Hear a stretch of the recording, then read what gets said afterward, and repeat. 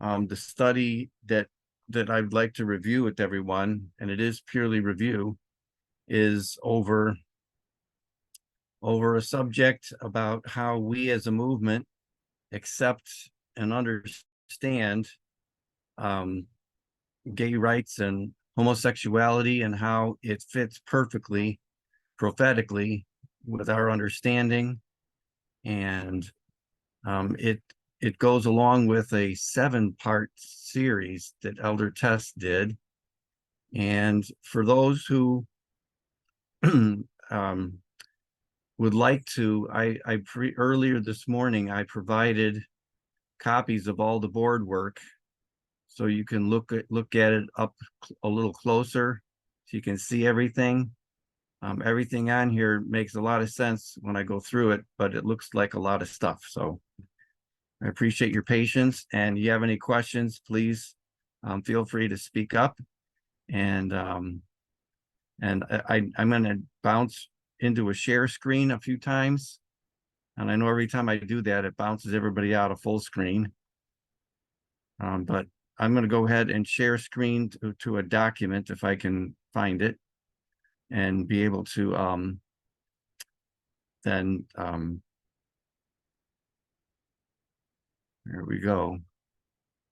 I'm trying to find where it is. Yeah, I think it's this right here. So that's a Word document. Oh, where is it now?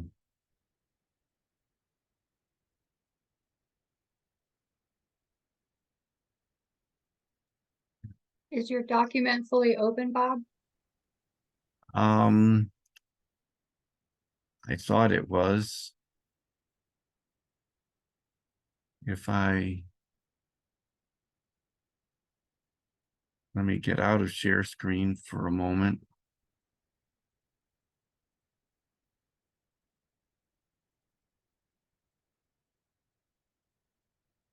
Oh,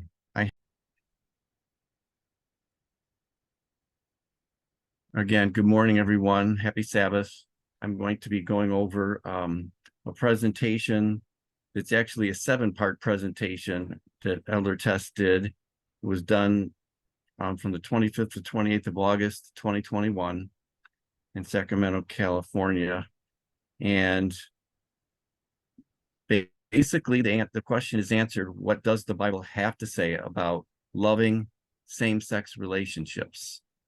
And there are several presentations, and I've got some somewhat elaborate board work that I'd like to share with you. I do have copies of all that board work have been already put in the chat or local chat, so it's available to people to look at if they need to see it up closer than what I'm going to be able to show here. So the 7 presentations are Eden, Canaan, Stonewall. The next 2 presentations have to do with the fight for gay marriage. And then the 4th presentation gets into ancient Greece and their pederasty. And the 5th one is patriarchy and homophobia. And the 6th one is the glorious land pagan. And then you have Cana. And so without any further ado, I'm going to go ahead and start. One of the biggest important pieces is to understand the importance of history. And all the histories are connected. And just as we have to understand Protestant history to understand modern Adventism, we have to understand paganism as well. We can't even understand Adventism today without understanding the Omega, or the end of ancient Israel. And you can't understand the end of ancient Israel without understanding where they went wrong in the Alpha, or the beginning of ancient Israel. And how can we understand their golden calf if we don't understand pagan Egypt and their Apis bull? So we can't understand how Adventism imbibed Protestantism unless we understand Protestant history and where Protestantism and the Reformation went wrong. So you see how all this stuff is connected. And it's really amazing what Elder Tess, put together and presented to us back then. One thing that we'll get into here, because I'm going to turn to the board work and be working off the board work quite a bit. We're going to look at the line of Eden to Eden, and we're going to look at the work that God has to do in order to restore mankind to Eden, and it's a very difficult job. And again, all this information is review, and I think you'll like it. How Elder Tess argues that Adam and Eve were created without knowing much at all, including much about the character of God. And so it became rather quickly the survival of the fittest. In fact, it became so bad that God's only choice was to destroy the world with a flood. So after 6,000 years of progress in education, now we can communicate better. We can understand the character of God better. And so when you get to the Omega of ancient Israel, Jesus is asking the Jews, why are you still stoning people? Because they're meant to progress. So I'm going to switch over here. Oh, before I do that, I want to mention about homosexuality. We understand that homosexuality is not a mental illness. It's not a hormonal issue nor a choice. Just as many are born heterosexual, some are born homosexual. Again, LGBTQ is not a choice. And it's problematic to prove the physical nature of homosexuality in the same way as it is to prove the nature of heterosexuality. Nobody can. There is no known gene which makes you attracted to the opposite or the same sex. Oh, and if you do require an answer as to what makes people homosexual, you should require an answer as to what makes people heterosexual. And there's no scientific answer. So there's no science that actually answers why people fall in love or experience physical attraction. Those that are experts on the subject, scientists, etc., all agree that homosexuality isn't a choice. It's part of the spectrum. It's built into the human genome manifested by God. And that's our perspective. So at this time, I'm going to stop share screening moment. And I'd like to look at the board here. Hopefully everybody can see it. It's not too blurry. Does it look blurry to everybody or anyone?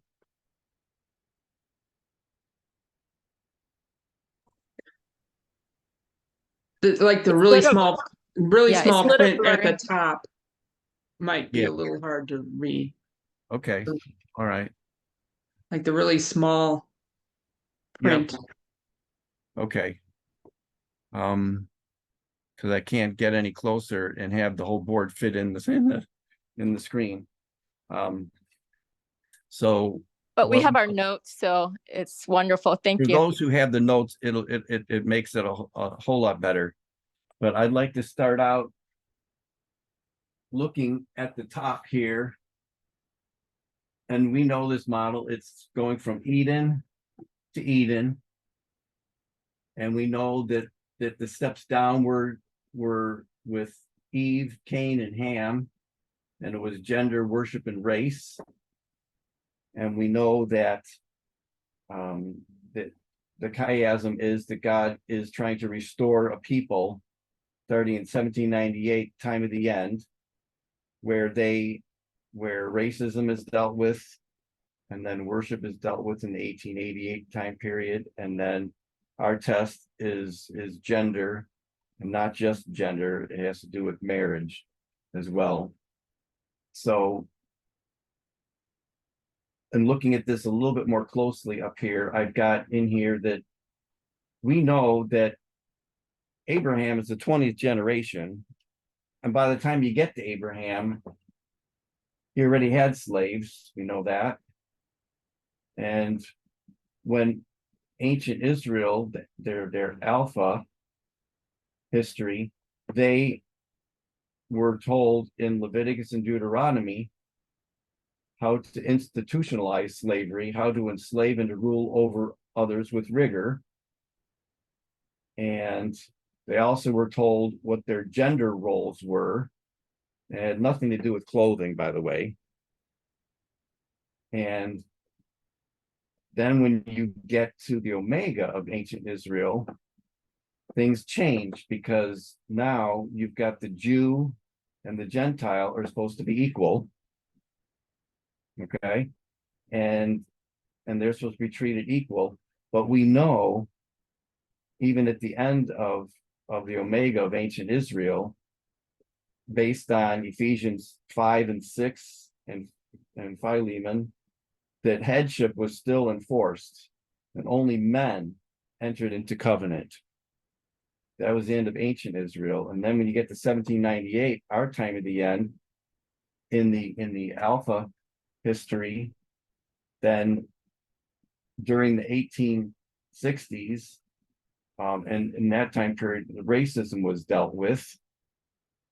And just as a matter, we'll discuss it more in a few minutes, but Ellen White in the 1860s, she threw away all the thus saith the Lord that had to do with slavery. And with no explanation, by the way.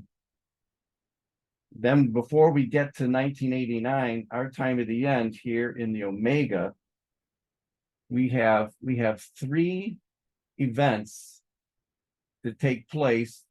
They're a precursor to 1989. We had the civil rights movement, you had second wave feminism, and you had Stonewall in 1969. And these are all external movements to prepare Israel and the world.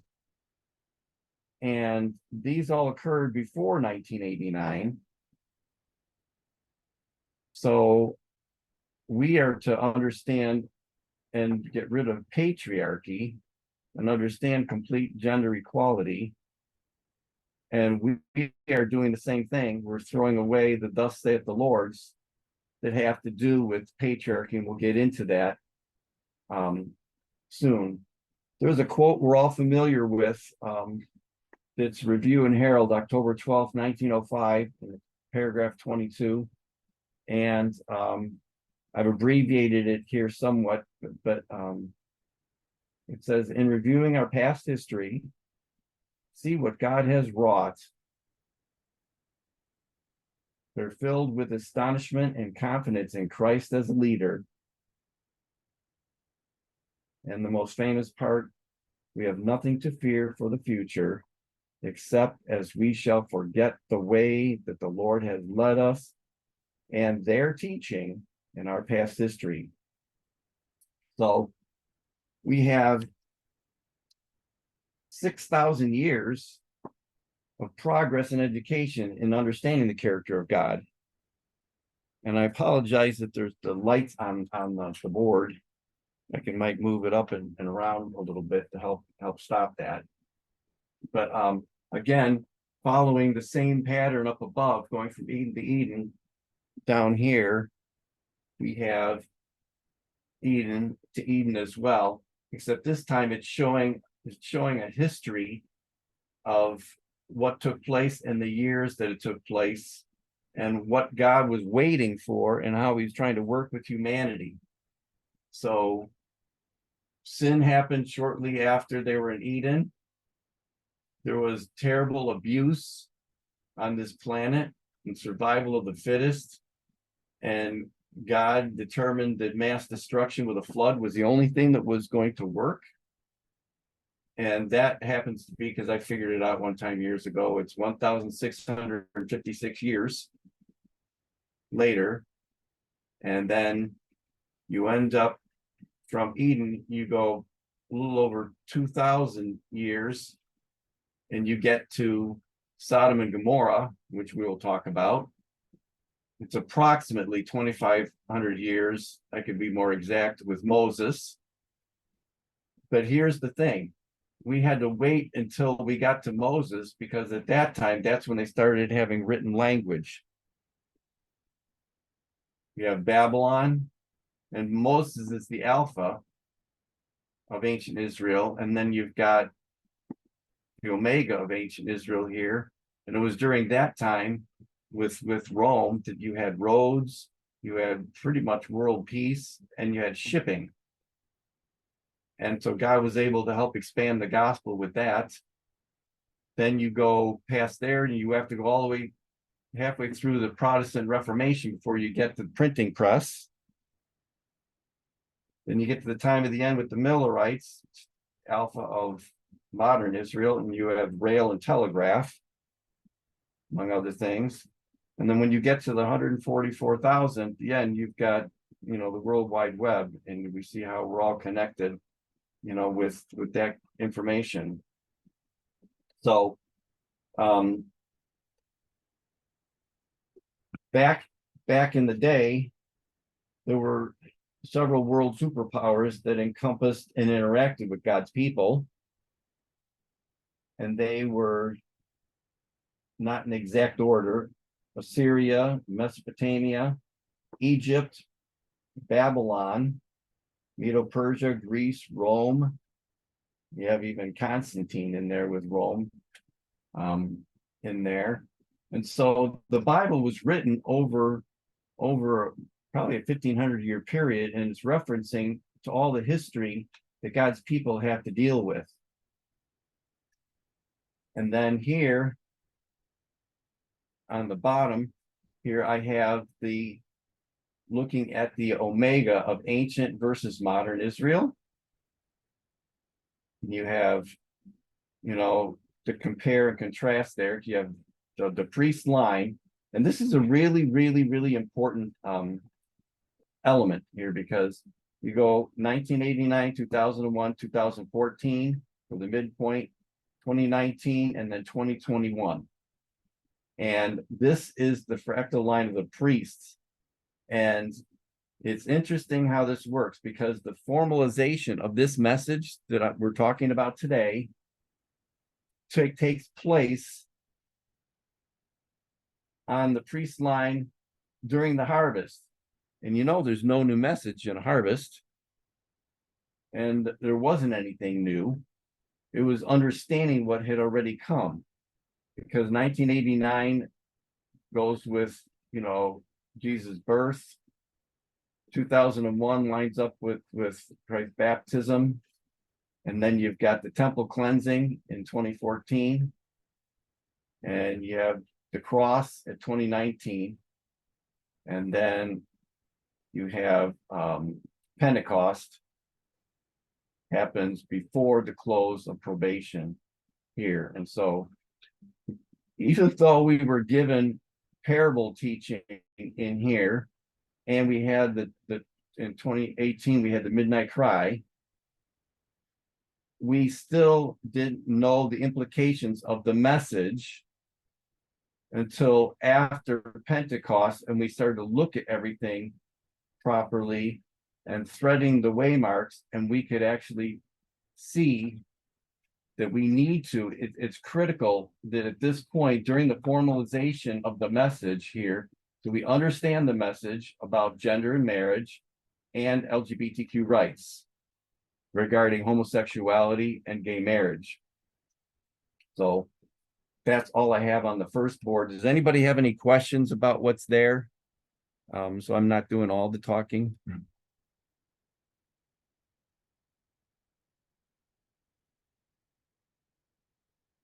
Are we good? Yes. Okay, thank you.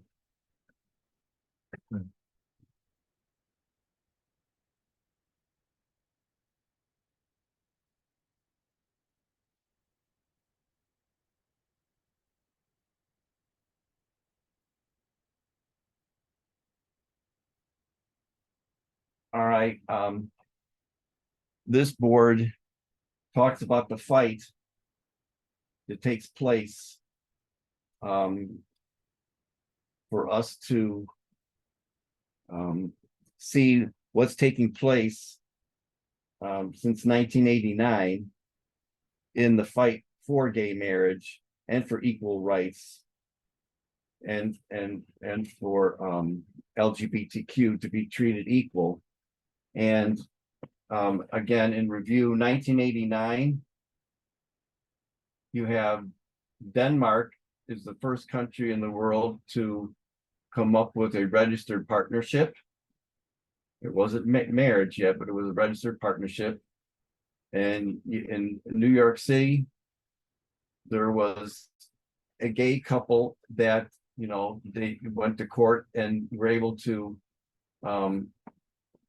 with rent controlled apartments, if you remember, and that gay couple, that they recognized in the law there in New York City that a gay couple equaled a family.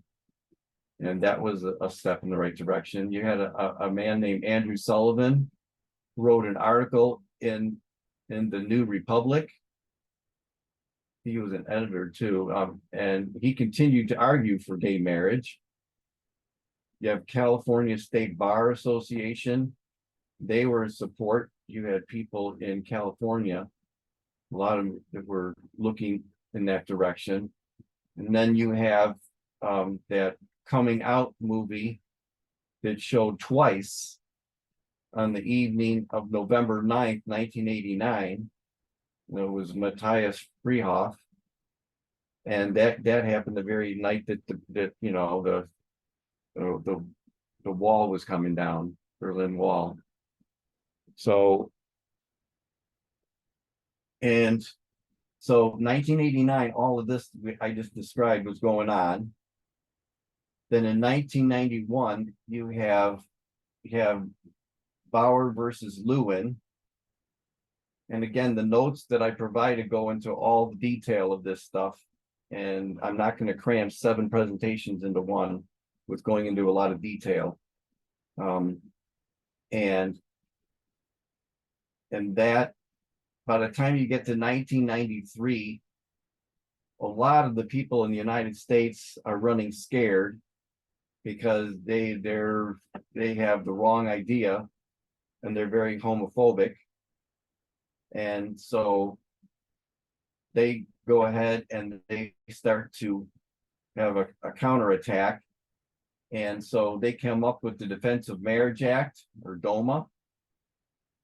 And the Defense of Marriage Act has 3 sections. The first section just explains what the name means.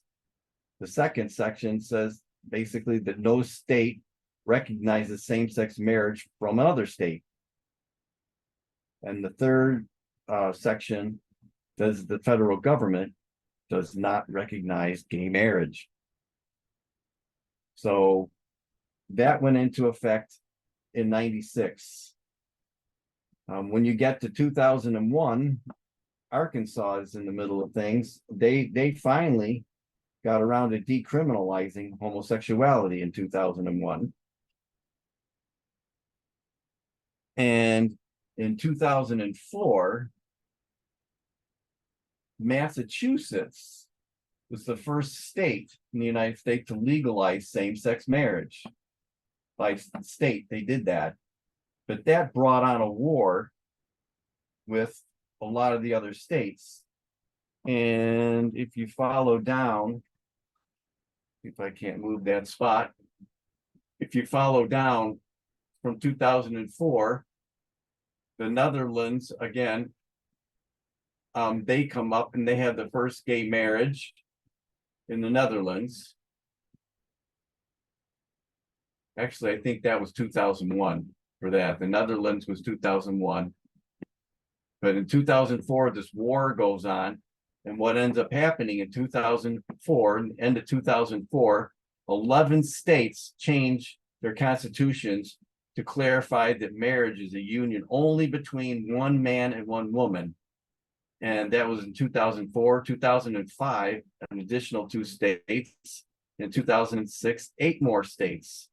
So that's what, you know, and that's 21 states have forcibly changed their constitutions so that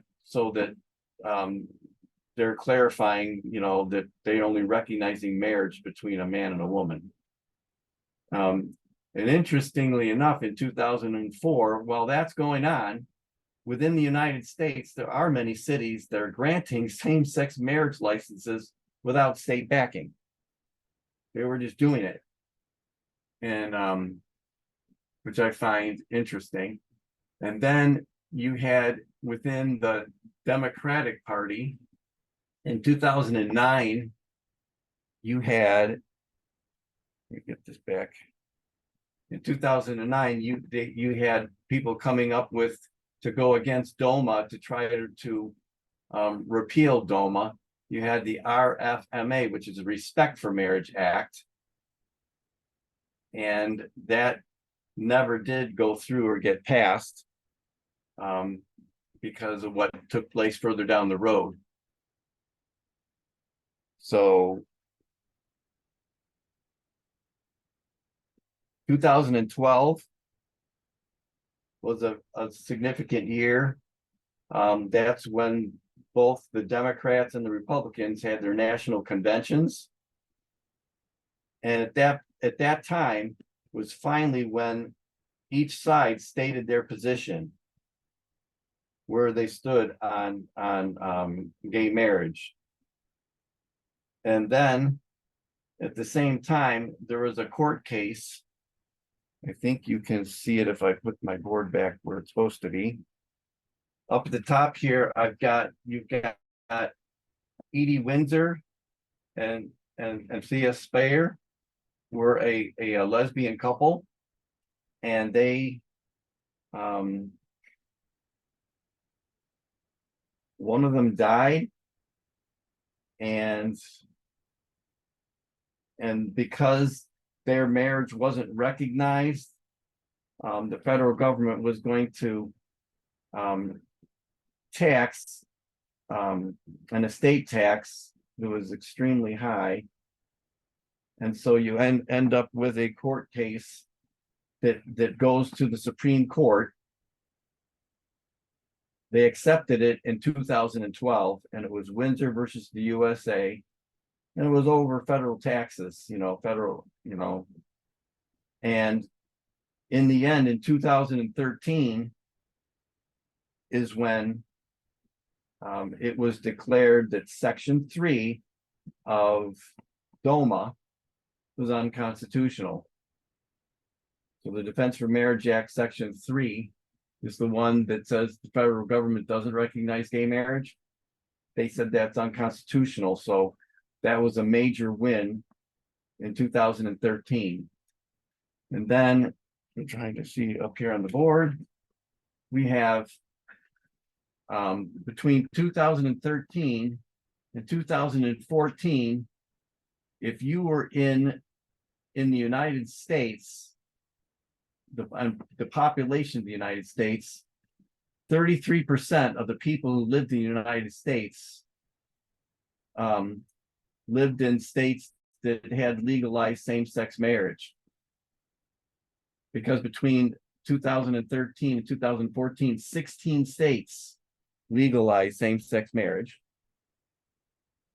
And then in 2014, another 18 states legalized same-sex marriage. So now you're up to approximately 65% of the population lives in the United States, lives in a state that has same-sex marriage.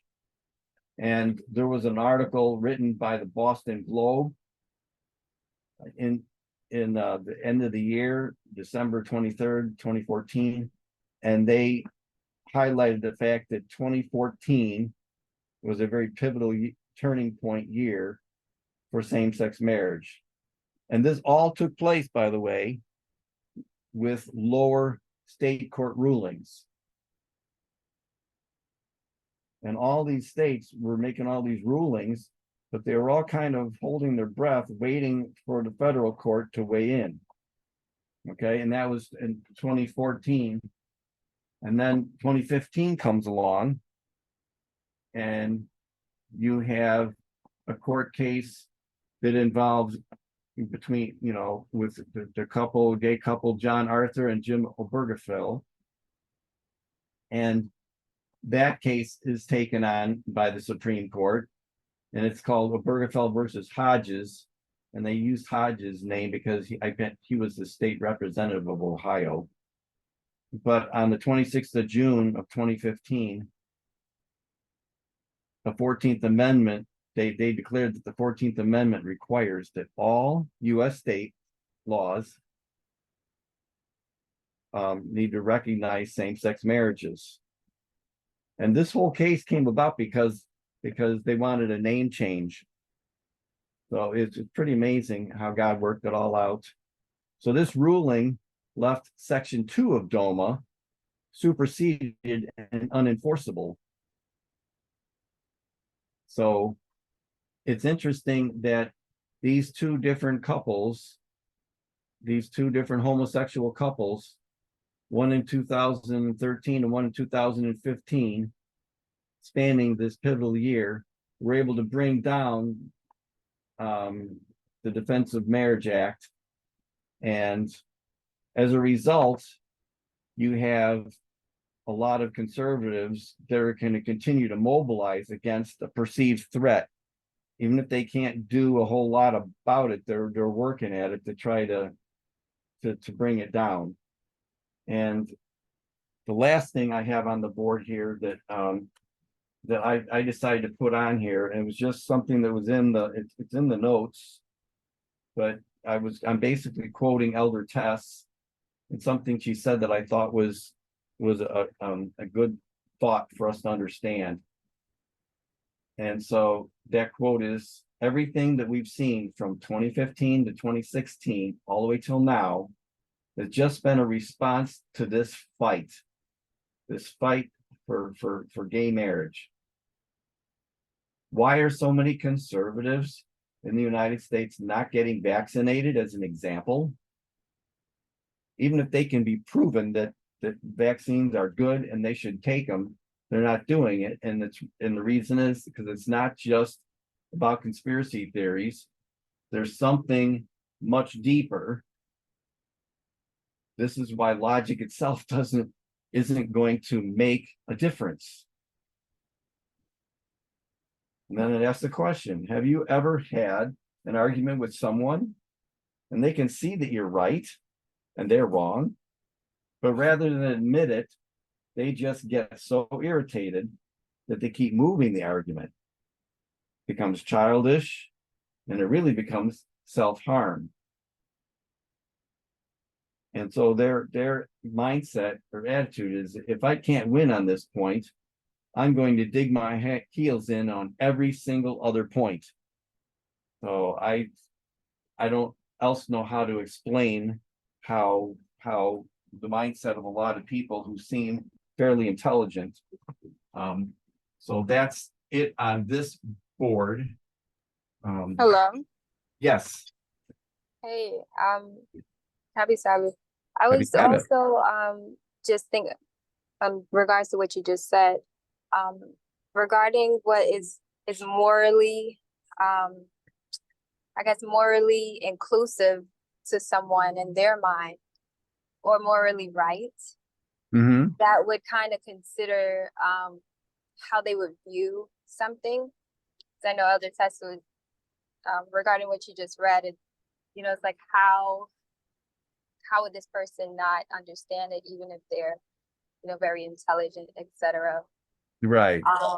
But some things are morally right to people according to how they view things, and how it's viewed in society.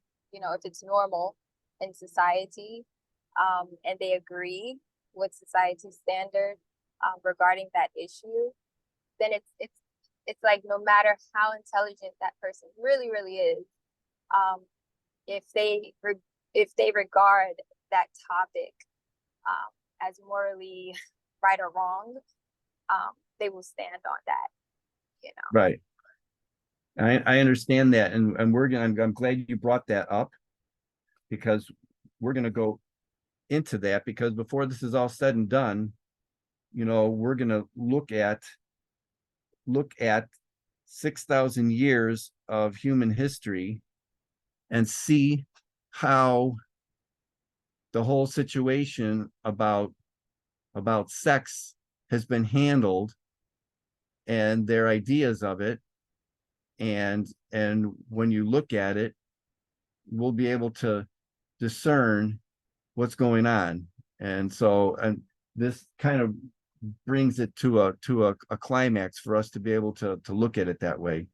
So I'm gonna jump to the third board. Does anybody else have any other thoughts on what's here? And again, I did the reason I provided all the board work ahead of time, because I know there's a lot on here. But if you look at it, it does, I think it makes sense. Hopefully it does to people. I have a comment. Yes, Mary. So right there on 2019, on that line that you have drawn there, 2019. Mm-hmm. So you have those two couples there. Could you clarify for me what exactly the point that you are raising there? Okay. And since it's the The increase of reason that I violence. have that there is because it was space on the board to mention that there were two couples. One was a lesbian couple, one was a gay couple, but they're both homosexual couples. And it was those two couples and the fights that they took to the Supreme Court that took down the Defense of Marriage Act. And it didn't happen in 2019. In fact, all this happened by 2015. One happened in 2013, the other happened in 2015. And so the rest of what's on the board here is just showing our line going all the way to 2021 and showing, 2016, 2018, 2019, but I have no comments on these in this board work. So it's just these couples are mentioned here because they're the ones who took down DOMA. Okay, thank you. So everything else kind of connects and follows down. If you follow down everywhere, but that doesn't. That's just off in the corner because I wanted them to their names to be mentioned because it's important. And to me, it just shows that how God works to make things happen. Things are going to happen the way God wants them to happen ultimately. So, but a good question.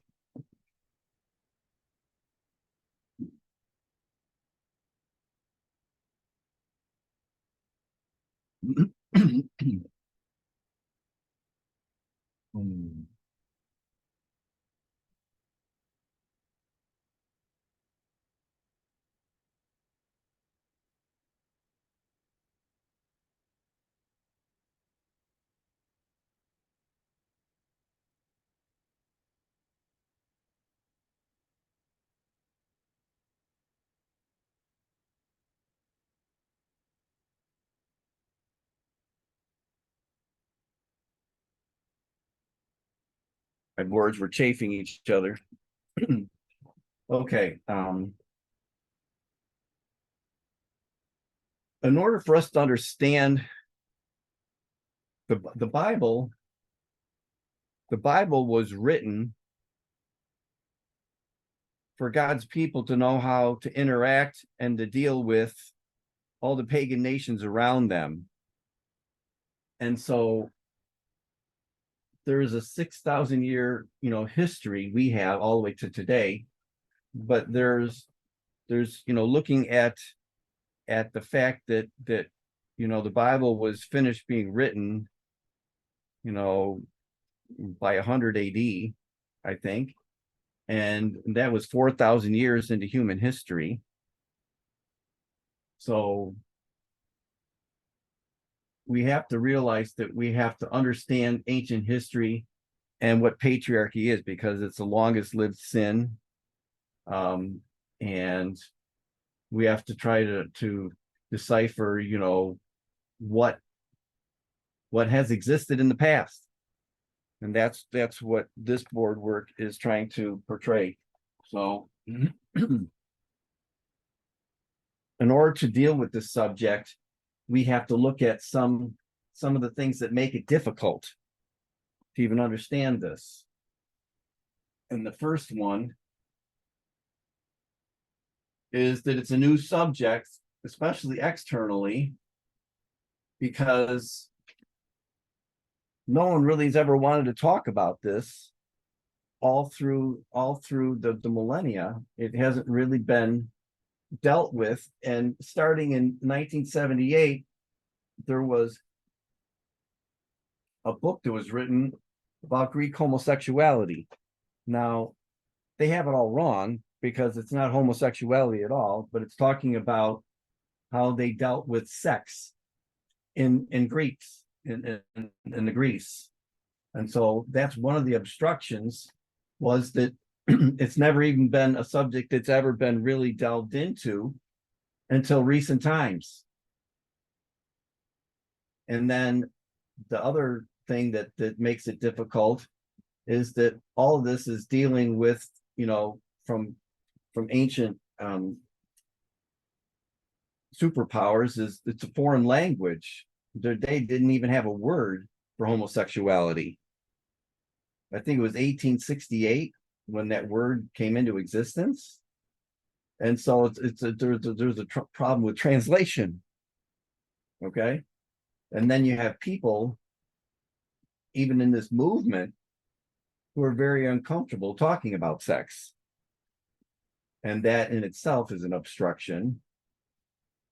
And then another obstruction is bias. Because everybody comes to the topic to see what they want to see in present day society and making their own arguments.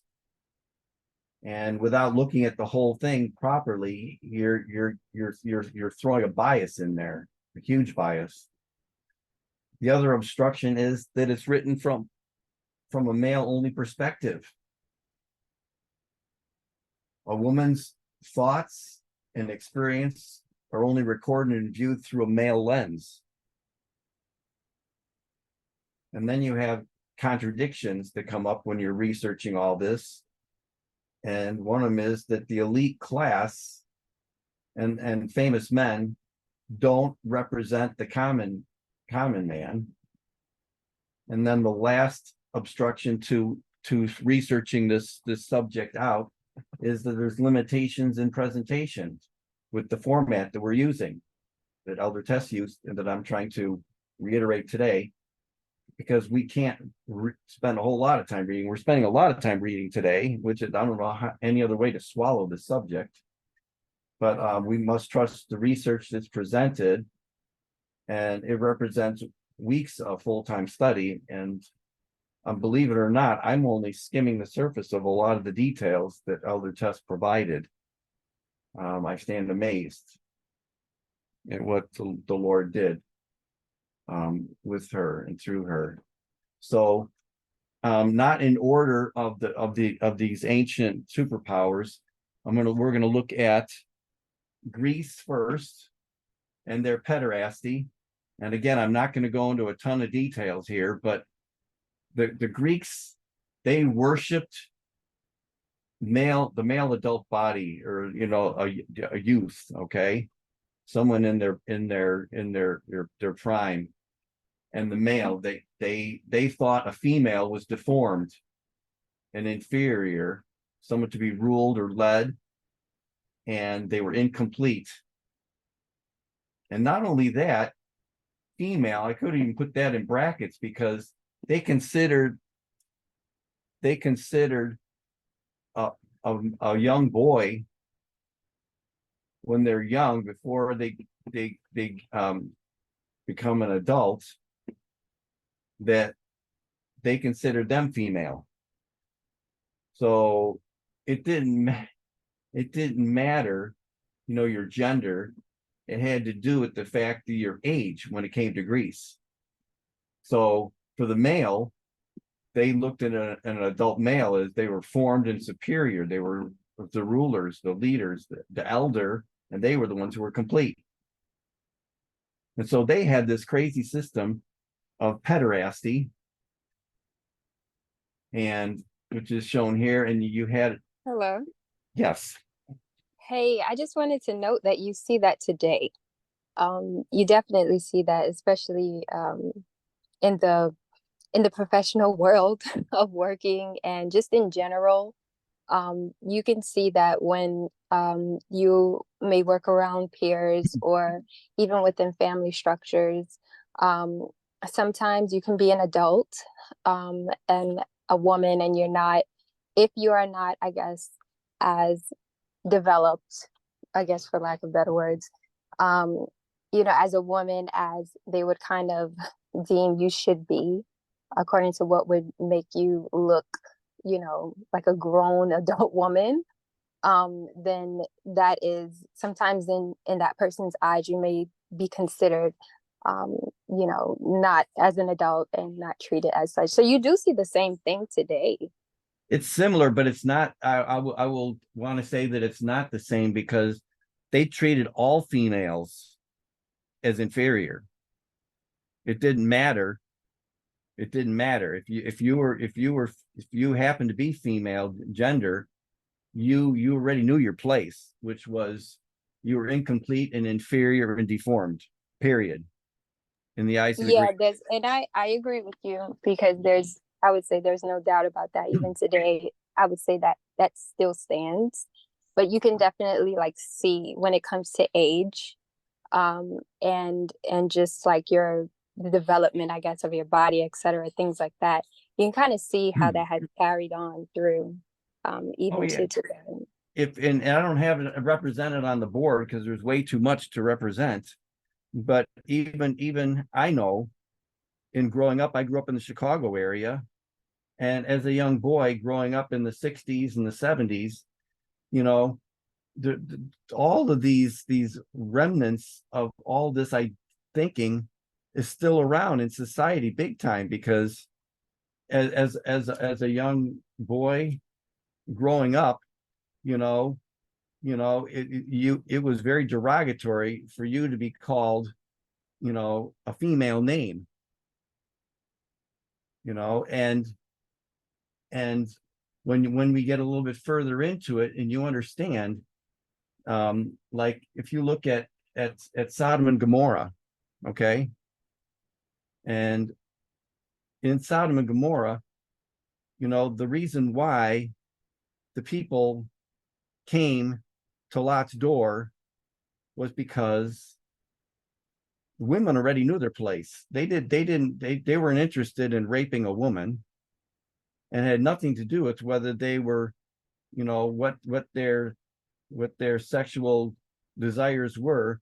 They wanted to, because society only thought about the men as being superior, and if a man could rape another man and put them in the submissive position, then that's how they dominated. And that's what was going on in a lot of these cases in all this history, and with all the different nations. It's the same thing. And that's what they were doing. They were there in a nationalistic way to take these strangers that came into town and put them in their place, to show them that they were the ones, that they were in charge, that they were the leaders, and they were going to put the angels down. So Yeah, it's very dehumanizing. It's like it compares to like an animal, almost. It's really, I shouldn't say even almost, but yeah, it just sounds so dehumanizing. it is, but that's the way they did it, because it didn't matter.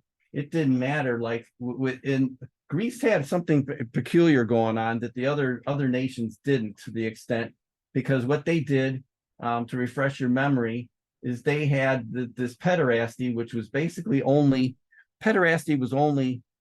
basically used or practiced among the higher classes, the elites. Okay, it wasn't everyone. It wasn't for the common people. Okay. And so what happened is when you were a young boy growing up and you got to be around age 12 or 13, then an Erastes, which means teacher, someone who's in their mid to late 20s, then they would court you. And so you had different teachers. These people would be courting you, and then you get to choose who you want to pick for your teacher. And you as the student were the Eraminos, and you were between age 13, and you stayed in this relationship. Once you chose a teacher, you stayed in that relationship till you were 18 to 21 years old. And then you ended that relationship, and they basically taught you how to be a good Greek citizen and a leader, and they taught you all these things, but it did also involve a sexual relationship, and that relationship was that the teacher is the one who's dominant, and the student, who is not completely developed, they're young, so they're deformed and inferior, and they're going to put them in their place. And so it had nothing to do with your actual gender. It would have to do with the sex role. And so the adult male was the men, and the female was a young boy. And whenever they, even outside of this, if a male rapes another man, it made them submissive, it made them inferior. And so this pederasty thing went on, where once you were in this relationship with a teacher who's teaching you a lot of things, and it didn't always revolve around sex, just so we know. But what happens is, when you became 21, you went and you became a teacher yourself, and you went out and found a young boy who was just about to enter puberty, and then you would do the same thing. And then by the time you as a teacher reached age 30, then you were told to break off that relationship, and you were going to go ahead and you were going to marry a girl that's age 13 plus, and that woman had no choice in the matter. So that's Greece, and that's just one nation here. So, and if I go ahead and try to compare it to Rome, it was similar. But Yes. sorry to interrupt you, but you said something about famous men, and I haven't understood that. What do you mean by that? You say famous men do research, and they limit their research to based on their biases. And do you mean like all the researchers in the world, or the scholars, or just like, or only in the world, or not in the movement? Because we also do research in the movement too. Well, I understand that, but the point is that I already tried to make is, if you were physically a female, if you were a woman, you already knew what your place was, and your place in the world, in all these different countries and societies from the beginning, was that you were treated like dirt.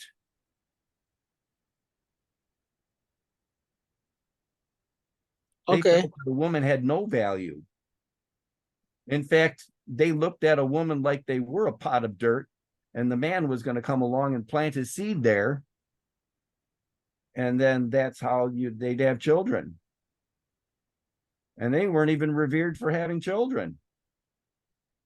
So I understand that when you're looking at this, we're trying to look at this, looking at how we see society today, and a lot of progress has taken place, but not enough. And there's still a whole bunch of elements that go all the way back to this homophobia that's been going on since the very beginning. And so when you look at Rome as an example, Rome they have a little bit different take on it, but very similar to Greece, that the male is superior, dominant. They're the leader. They're always the penetrator, and they're the one that they're active. And the woman is in brackets here because the woman doesn't have to be a female. It could be a man that they're dominating. And so if a man dominates another man, that man who is being dominated is inferior and submissive and penetrated and passive. So the way they viewed things was very similar to Greece, but it was without pederasty, and the emphasis was on domination. In fact, in Rome, they would go ahead and a male Roman citizen, they could dominate anyone that they wanted at any time, as long as they were the dominant one. In fact, they did it with animals too a lot, and that's not right, we know. So, and then looking at some other ancient,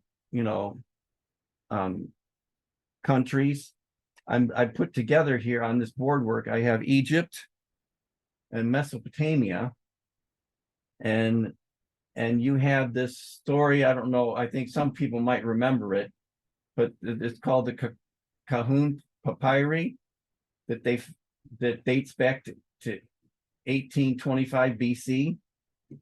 And on this Kahun Papyri, they have this Osiris myth. So it's not a true story. Okay, it's a myth. And in this story, you have somebody has to be the aggressor or the dominant, and someone has to be the passive. And in Egypt, you didn't want to find yourself in the passive position, because that meant that you were weak and inferior, and you lost your place in society, because the men who were doing the penetrating were there. And so the story is about a wicked uncle named Seth and his nephew named Horus. Okay, and this wicked uncle's jealous of Horus because of his position and what he's in the society. And so this wicked uncle wants Horus banished. And in the story, if I can be real brief about it, this wicked uncle decides he's going to get Horus, drunk out of his mind, and then he's going to force himself sexually on Horus and put Horus in this passive position in a sex act. And the reason why he wanted to do that is so that they could go to the gods, and it could be proved that Horus then would have been the passive one. But what ends up happening is, in the middle of this crazy story, the uncle, when he ejaculates, he thinks it's going into Horus, and it isn't. Horus catches it in his hand instead. And then what ends up happening is Horus then is upset about it, and he goes to his mother and explains what his uncle was trying to do. And so his mother came up with a plan, and she said, I want you to go ahead and masturbate, and I want you to take your semen, and I want you to put it in your uncle's food. And he did that, and the uncle ate it. And then the uncle, who didn't know that this happened, then they both end up going, he brings Seth, the wicked uncle, brings them before the gods to judge, and the gods in this story, fictitious story, then say, well, in order to prove this, we want the semen to come out of the person, who was, the passive. And so instead of the semen coming out of Horus, the nephew, it came out of Seth, the wicked uncle. And he was so embarrassed that he left. And that's that story. But that story just shows you how sexist everything is, and how it has to do with being the one party, regardless of whether you're male or female. It's with the male, though, to be the one who's dominant. and in charge. And so this whole idea has been going on for a long, long time. In fact, if you look at Mesopotamia, they have the Suma Alu, which are clay tablets. And listed on these clay tablets are all kinds of omens of things good and bad that can happen to you for various reasons. And one of the omens that it says is if you're dominant in a sexual relationship, you're being dominant is empowering. And the emphasis is do not be, in quotes, female. So you don't want to be a man, physically a male, and be caught in the female position, because that was debilitating for people back then. So when you look at all of this stuff here, you see that the way that they view all this stuff was extremely sexist, and it had to do with domination. Yeah, I'm I think asking- one of the oh, I'm sorry. Yeah. Go ahead. I think one of the reasons why this has had such a strong hold, because the whole time you were going over this, I'm like, when I know after sin, that's when it initially kind of ran through history, being this way forever. But it's so crazy because since, that point, it has had such a hold on society that it's just normal. Like we've gone through revolutions where we've tried to break this norm, but it has ran through history, even as you're highlighting Greece, Rome, Egypt, Mesopotamia. At this point, it was just normal in society.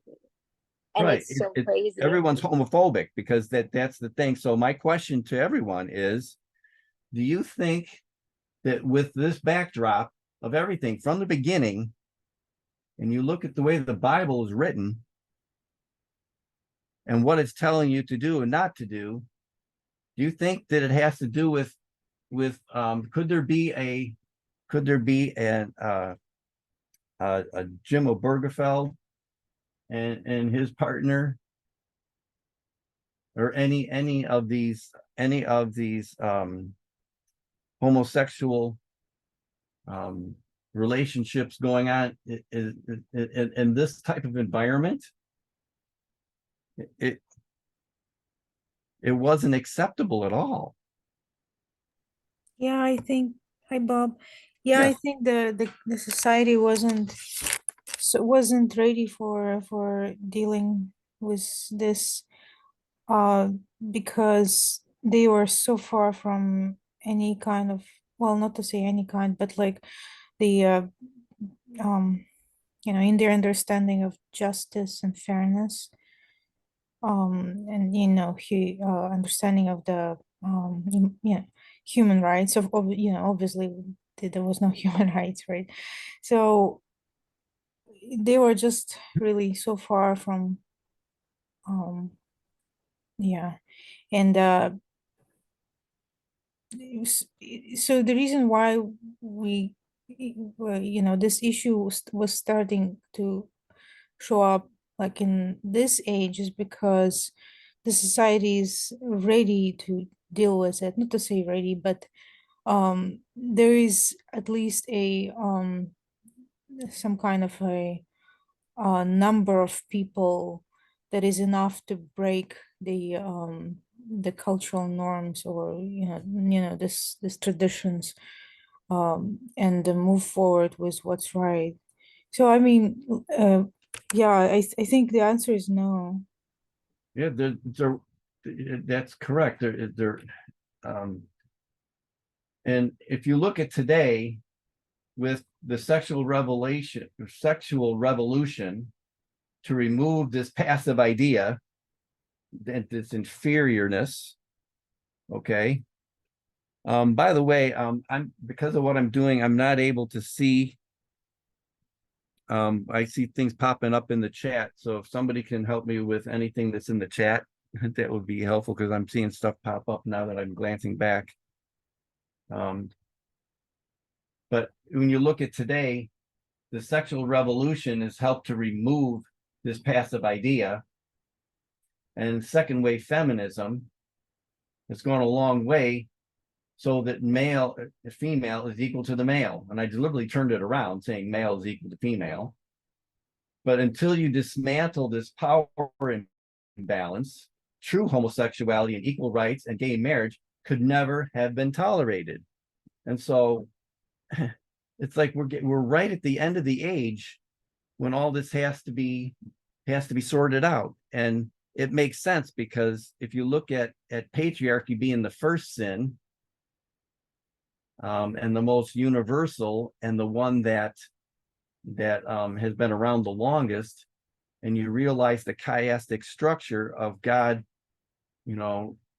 bringing his people to understand, they got rid of racism and took care of understanding worship, and now we have to understand gender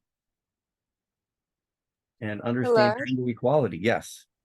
Hey, so to the point that you made regarding feminism and female, how feminism has really taken a toll in history, trying to like just revolutionize the whole male dominant, structure.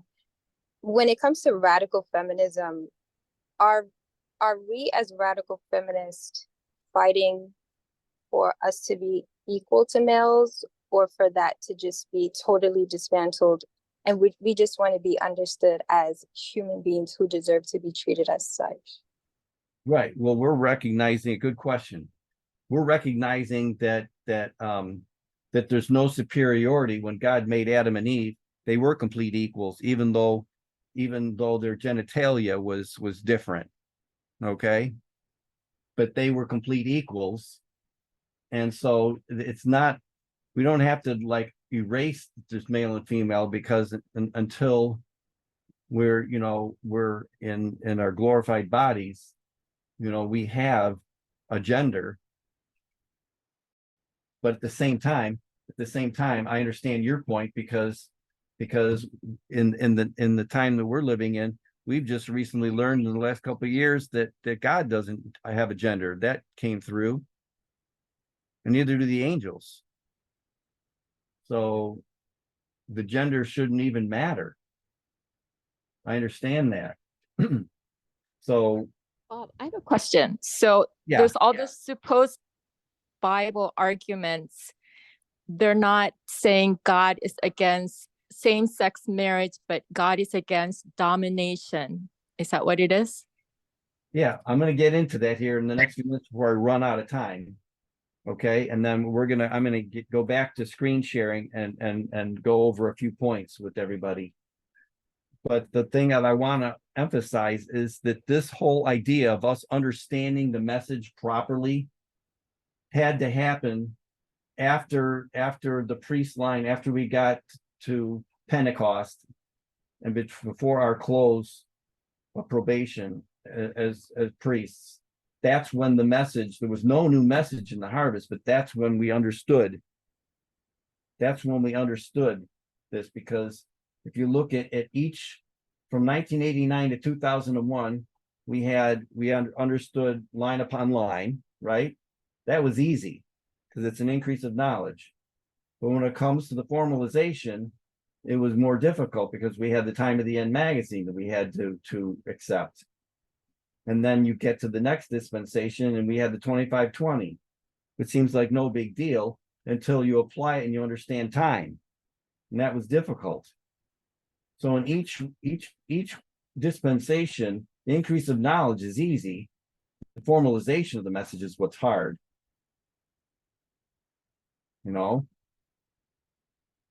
Acts 27 and learning about the King of the South was easy, but then you get to two streams of information, and that's difficult. And then interestingly, I don't have this. I added a couple more things on it after I took pictures and sent it out to everybody.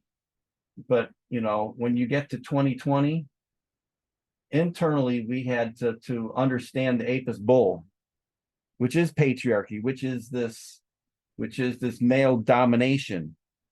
Okay. But externally we had the death of George Floyd. And So all of this has come together for us to understand gender equality in marriage right here. That's when, during the formalization of the message, is when this was supposed to have clicked and we we're supposed to understand it.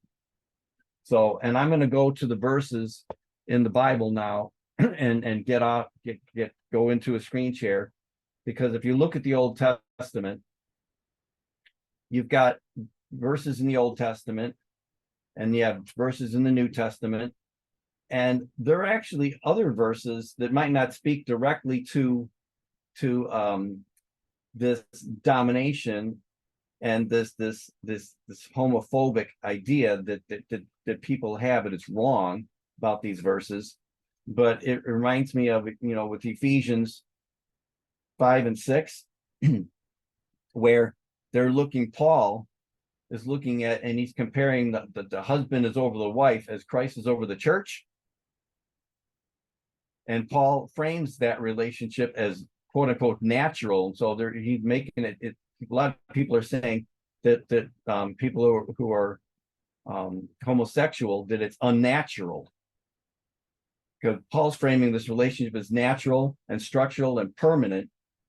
And because of that, we know, because of what we are understanding, that it's the thus saith the Lord, that are under a patriarchal umbrella, and we can just ignore it completely.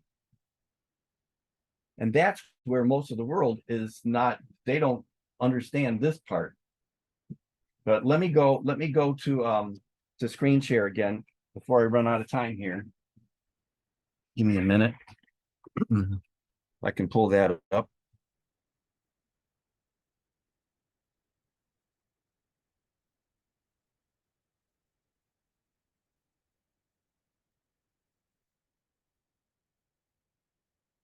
Okay.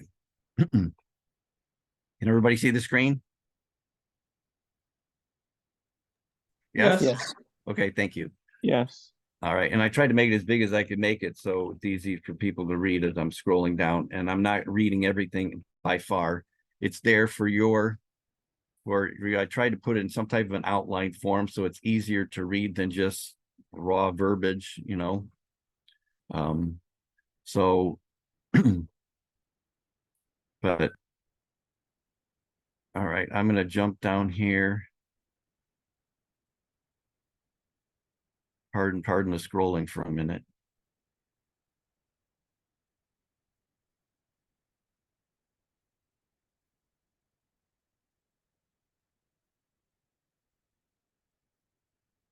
In the first two presentations that Elder Tess did,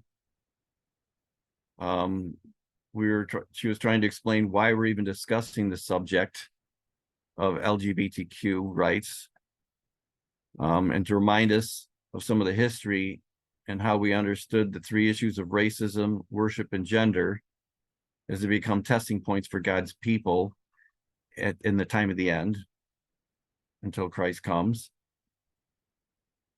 And that's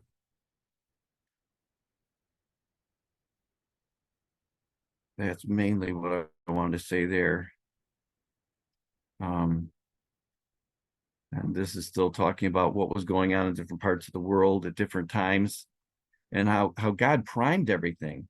All this, there were things that happened. Again, you had all these events take place even just before 1989 to prime everybody, because this is the time when God wants this issue to be resolved, and it's going to get resolved.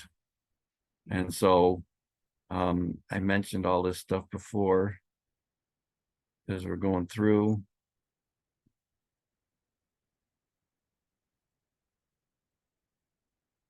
Right. Hold on a second.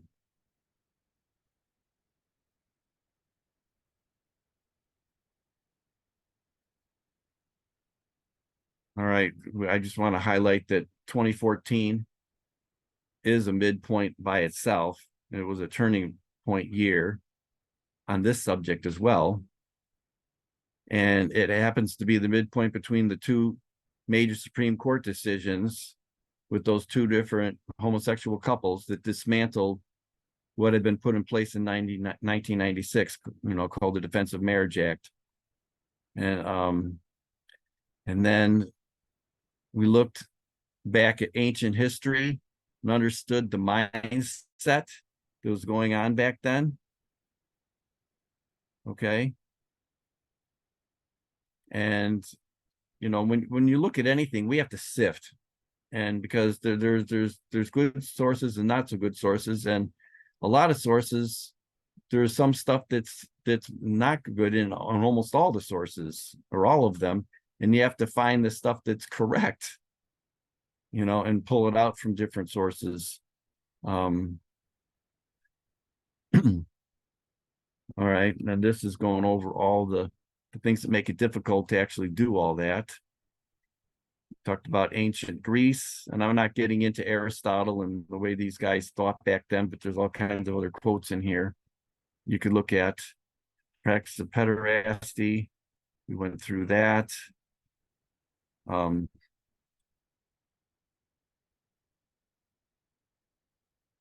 Liberals today look back at Greek society and they try to draw out examples of a society that actually tolerated same-sex relationships, when we know that that wasn't the fact at all, based on what we've studied and uncovered. And you got conservatives who look back and try to link it to pedophilia, and they're both wrong. Greek society did not tolerate same-sex relationships among equals. It's not the way it was. So,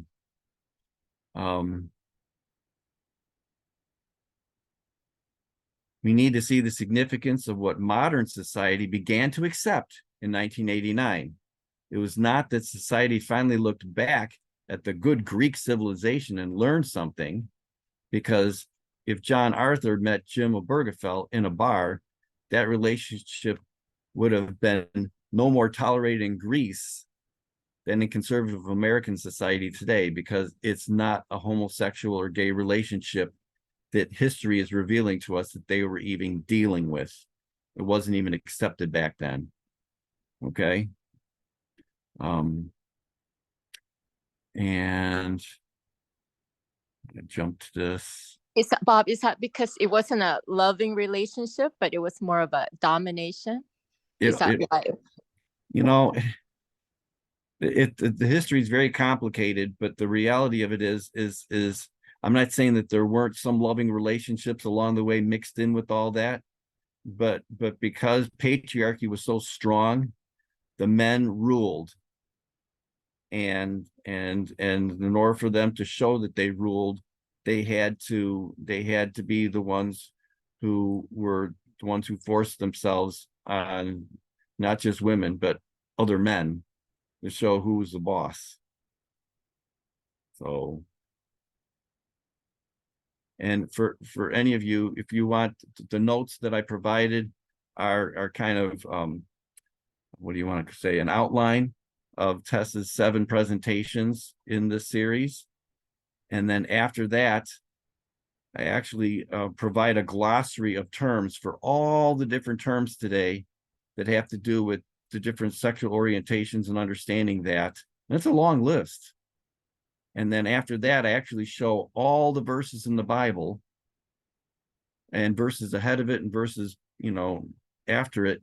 And so it's all there. So that's why the document looks like it's so big, because I have all that included in this document. But it's there for anyone who wants to, understand it better for themselves and look at it in the nitty-gritty detail. So that's Greece. They were doing Rome.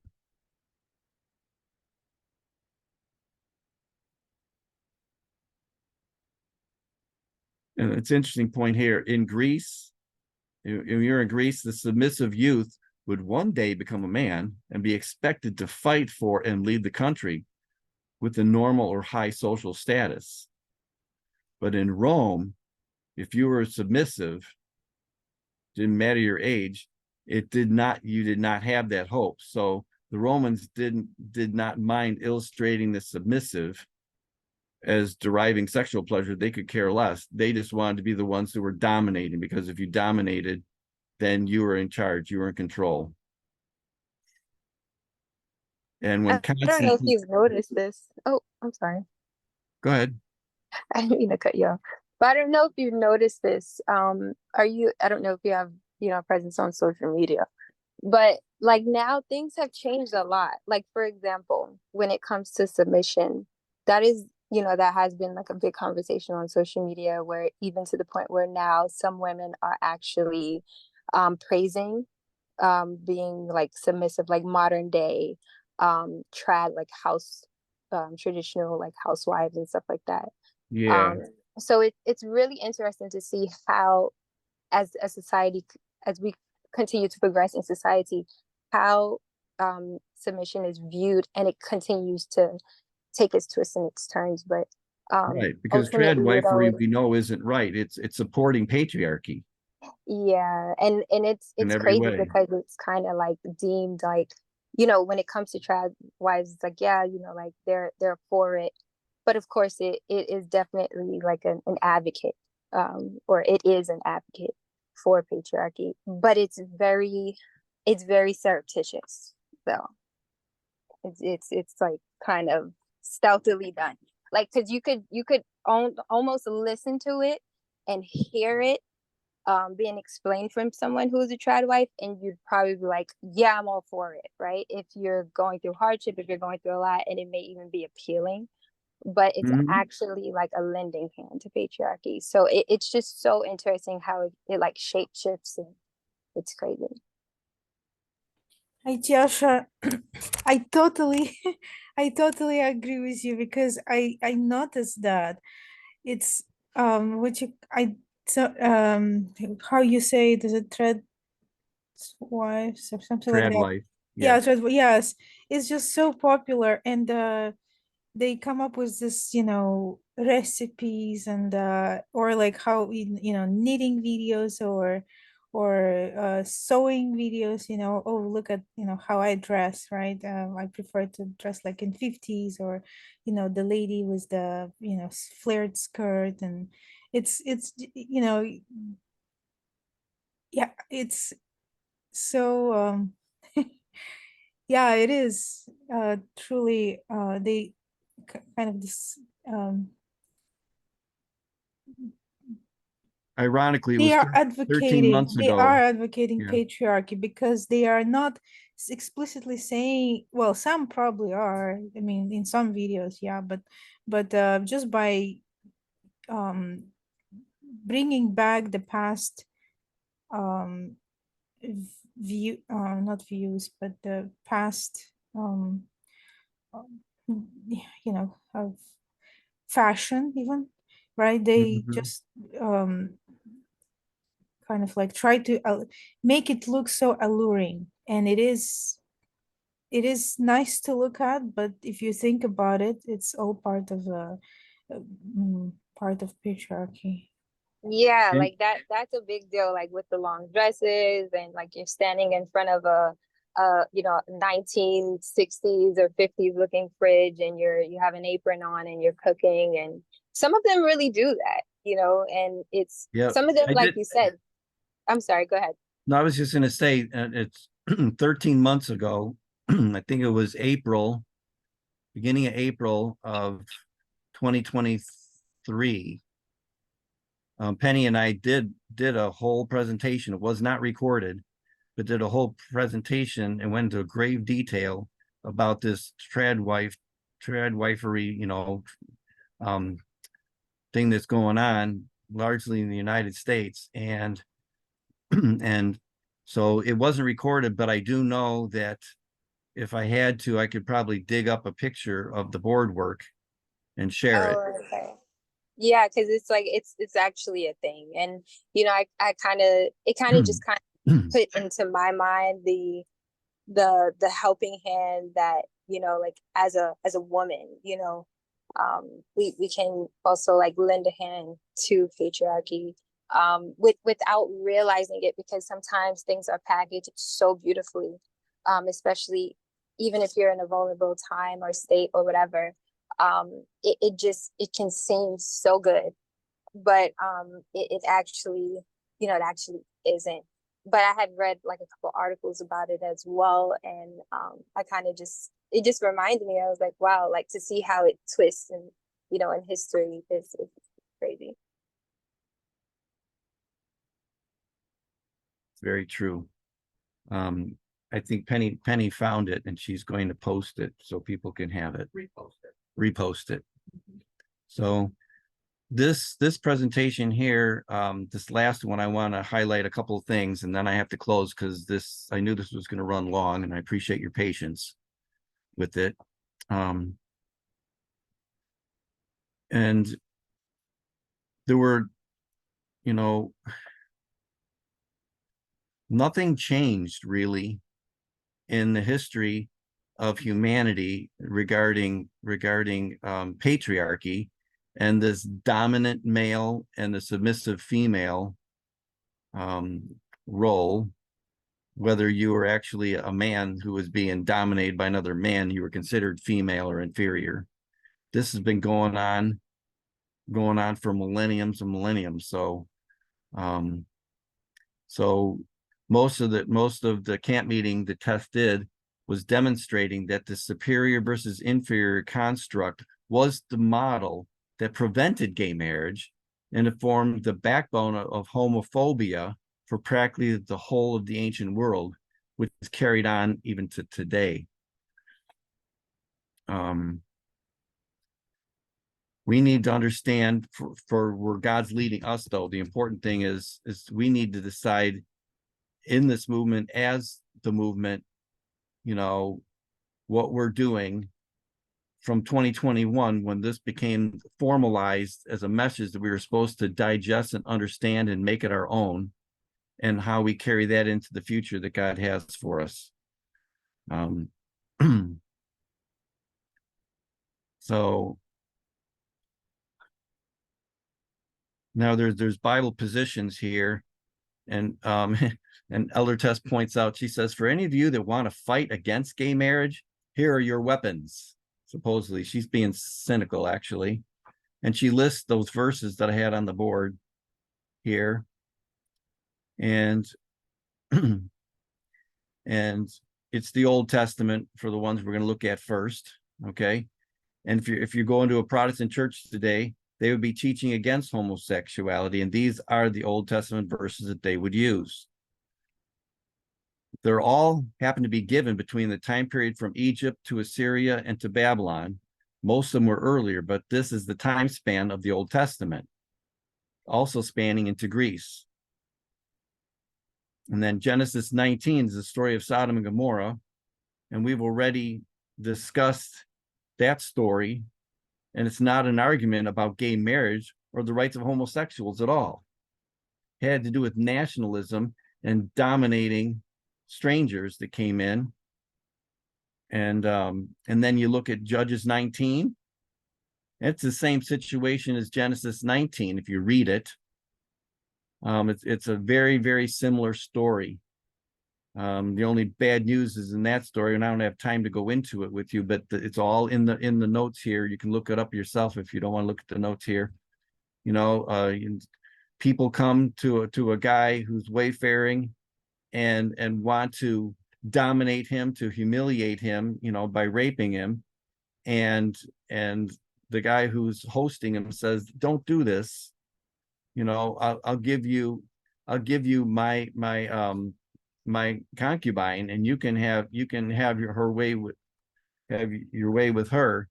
And as it turns out, in this situation, the guy wasn't dominated, but the poor woman was abused all night by multiple parties, and by the time the morning, she was almost dead, and she died.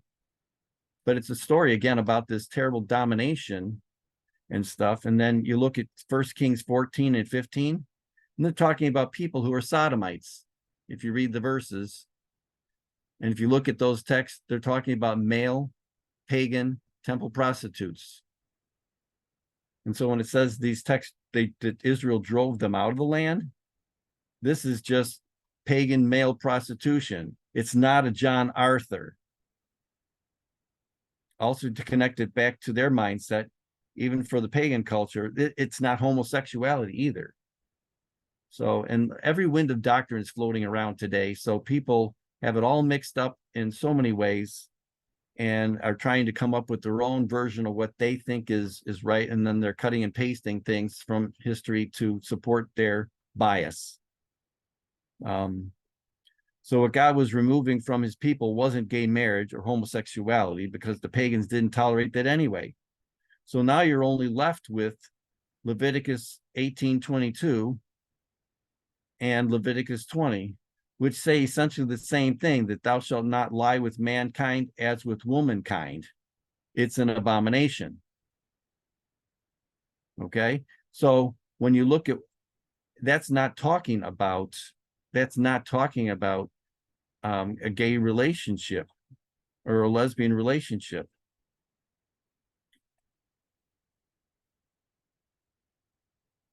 And Elder Test points out that we in the movement have been convinced from that point, it was for over 2 years, that we didn't care what Deuteronomy says, because it's a break that to break down gender roles and ignore the system of domination and submission.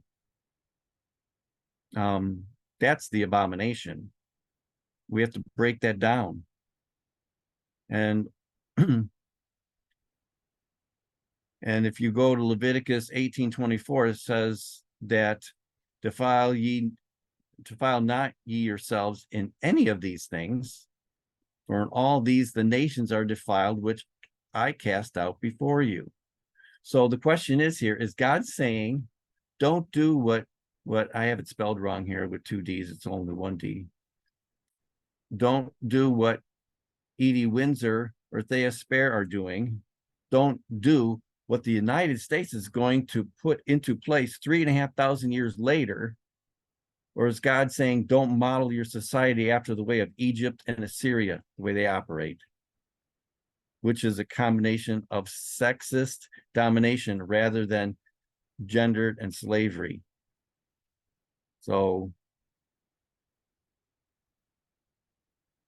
the text is saying, don't abuse people. So, and then all this stuff was connected with abuse. And God is telling us, don't do that.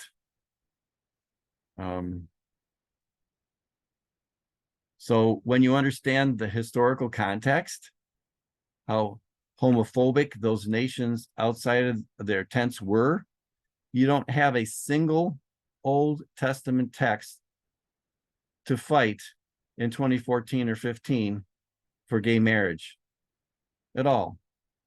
So then if you look at the text in the New Testament, there's a few here that you have to meet head on. And again, there's other ones that just fit into this patriarchal umbrella that we can just ignore, just like Ellen White ignored all the statements about how to treat your slaves and have slaves in the Old Testament. And if you look at it, you're basically left with 4 passages from the New Testament. First Timothy talks about those who defile themselves with mankind.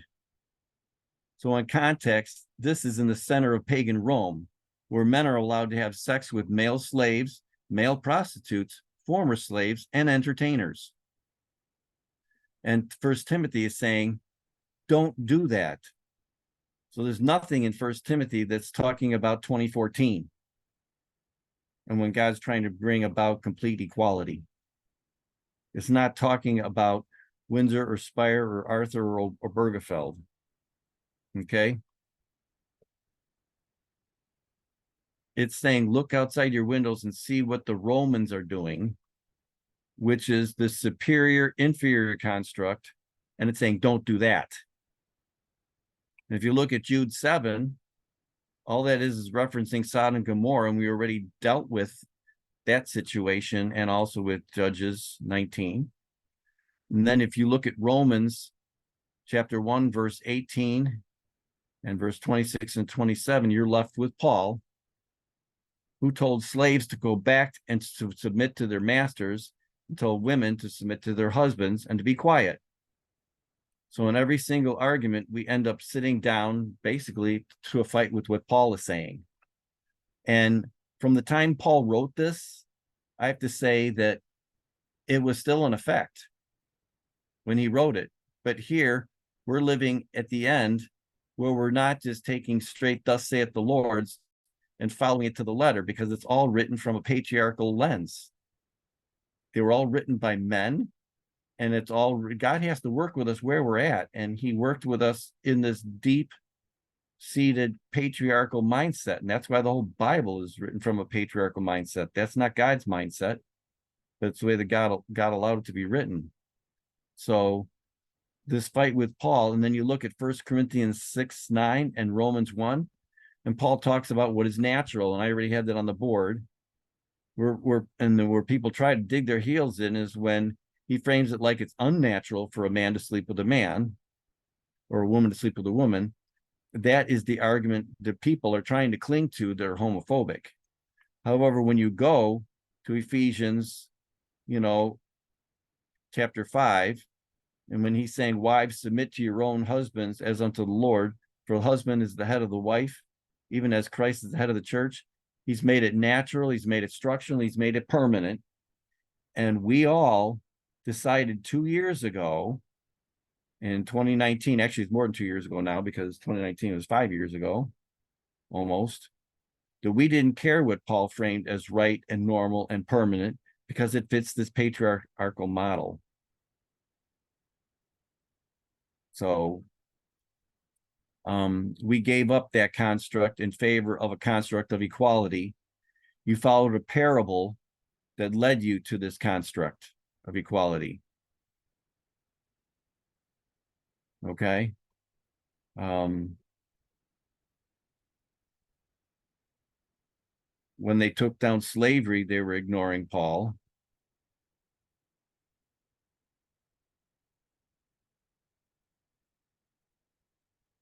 In 2019, we gave into and accepted equality because the evidence is far too convincing. The subject of gender is not just an issue of women. Gender encompasses the issue of LGBT rights. Okay. And can I have permission to go another 10 minutes? Is everybody okay with that? I know this is running long, but there's a real good punchline here at the end here that I'd like to share. What are your thoughts?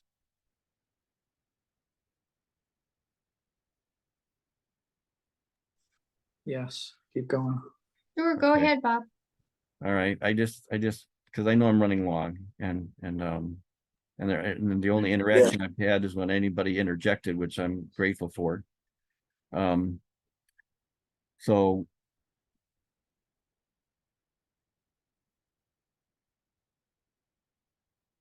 what happened here, and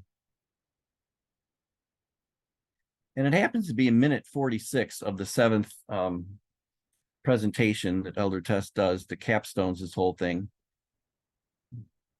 And we know that in 1991, we understood reform lines. And in 1996, we had the Time of the End magazine. And we know that it goes from the increase of knowledge to the formalization, and things go from easy to hard. Okay. And Elder Tess, when she gave the Midnight Cry message in 2018, about 2 streams of information.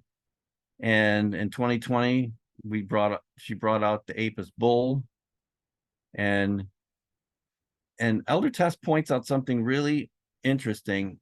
She said that before, when she did 2018 and the Midnight Cry, she said that she never predicted the formalization of the message. And she goes on to say that she hadn't forgotten, but she wasn't entirely accurate about that, because someone in 2018 did predict the formalization of the message, and that was Daniel. Does everybody know who Daniel is? Yes. So Yes. I haven't seen him in a while, but yes. Yeah, he's still around.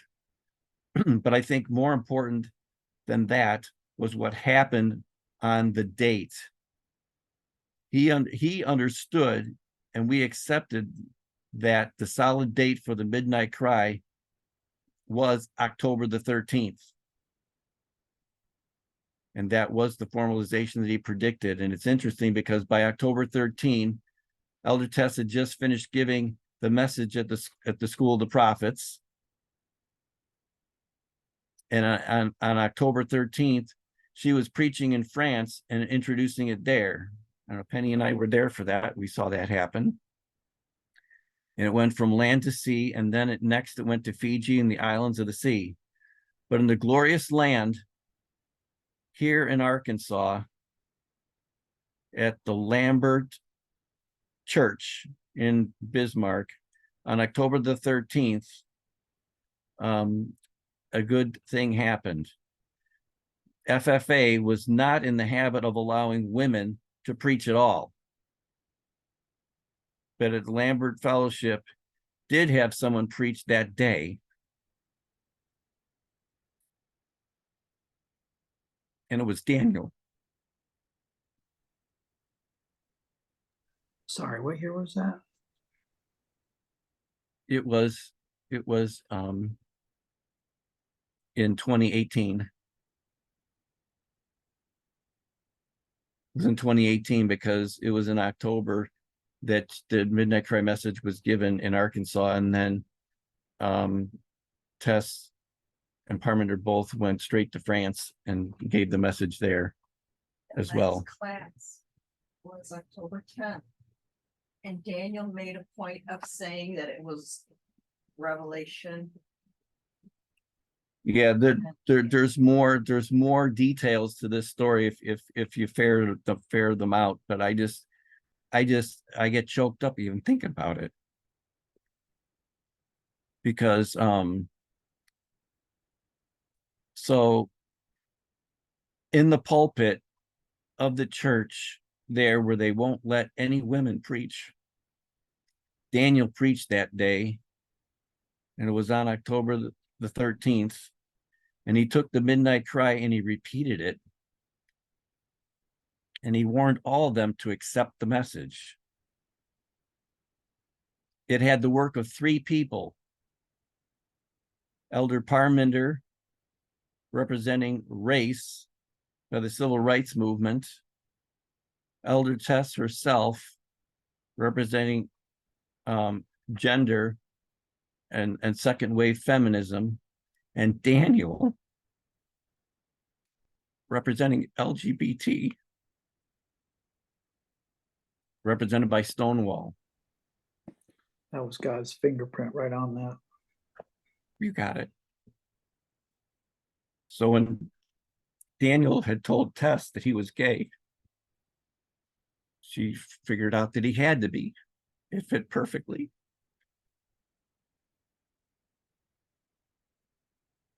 They wouldn't have a woman preach, so they had a homosexual representing gender. And they didn't even know it. So the Godhead has their will done despite humanity.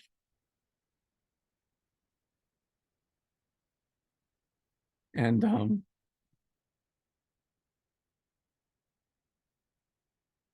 as our increase of knowledge grew, we went back to the ancient glorious land. We go back to Egypt. We go to paganism. We see this inferior, superior model. This is their Pharaoh. This is the God that they worship. And Christ didn't come looking like this. They didn't come looking like they were superior, expressing domination and flaunting the ape bull masculinity. It was the paganism that ancient Israel had imbibed. And as we know, all these histories are connected, and it's the same mentality that's being imbibed today. As the increase of knowledge grew, we addressed the gender of God himself, herself, that your God is not gendered, And so we took a further battle axe to this superior inferior model. And then she says, I hope everyone can see the connection between the Apis bull, the increase of knowledge, and the formalization between the midnight cry and the Apis bull. So the understanding that we've come to in this movement, in the formalization of the message, in the harvest of the priests, was inevitable. It's a logical response to both without being a new message, because none of this study is actually, we've learned it and understood it all along. And just like the disciples between the cross and when they go to work, they had all the parables. We've had all the lines and all the methodology. But in that upper room, it just clicks. And the message becomes complete. And up to that point, Elder Tess felt that the message was incomplete. And it didn't mean that there's not more things to come, because we know we'll never stop learning. But it's a package, and we need to handle what lies ahead. And it's what the world needs. So back in 2018, people took what was taught and somehow thought that we just dropped all of our expectations of everything in changing streams. The sanctity of marriage has not been diminished by the inclusion of those who are LGBT. It is an elevation of marriage, a proper understanding and a restitution of this institution from Eden. This isn't introducing any immorality into this movement. We aren't lowering the bar so they can get over it, making some expectations less somehow. The bar is fine where it is. It's sacred. A marriage between two people, a commitment. What we're saying is that they have an absolute right to it. There's nothing wrong with LGBTQIA human beings that the institution somehow lowers to meet them, because there's nothing wrong with them. And there's a lot of deep scars that are there. And Elder Tess can testify to it, even living as a woman. It's just,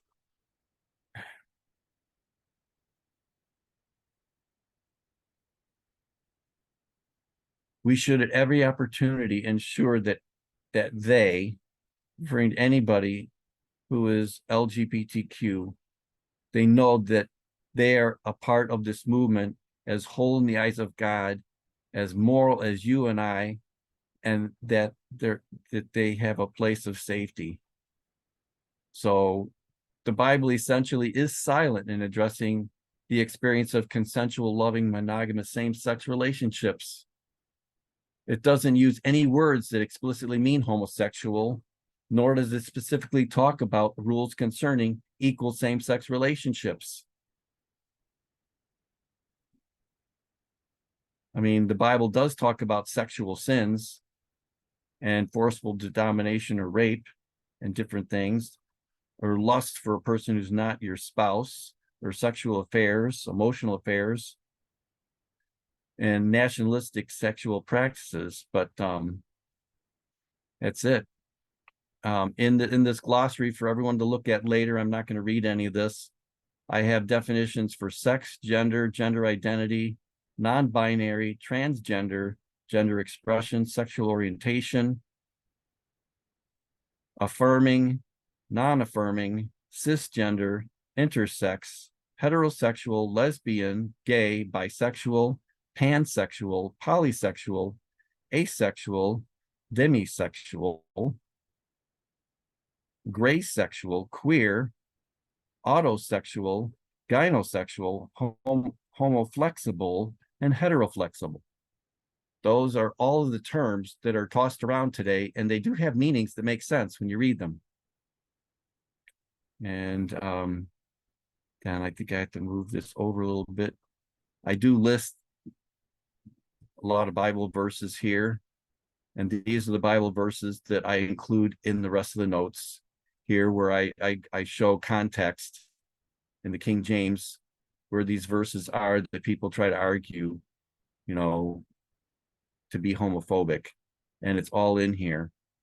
And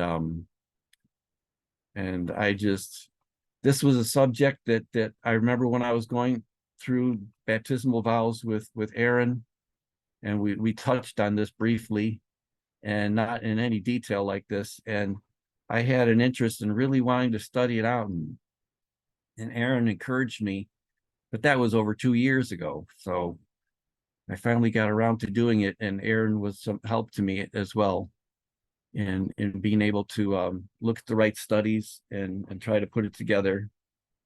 I'm sure if he did it, he would do it in a lot more streamlined fashion.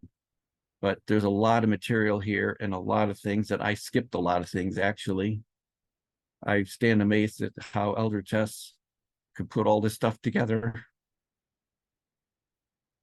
So does anybody have any other thoughts before we close?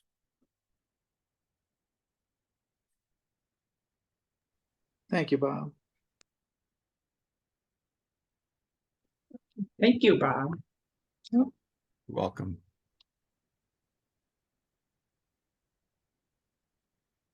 Well, I have a question.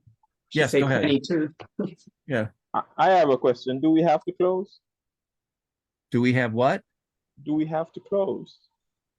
Do we have to close? Well, this meeting's being recorded, and I've already gone for probably an hour and 50 minutes. And usually we go for an hour to an hour and a half. I don't know if anybody wants to have any other conversation about any of this. I'm open to it right now. There's no reason why we have to close, that I know of.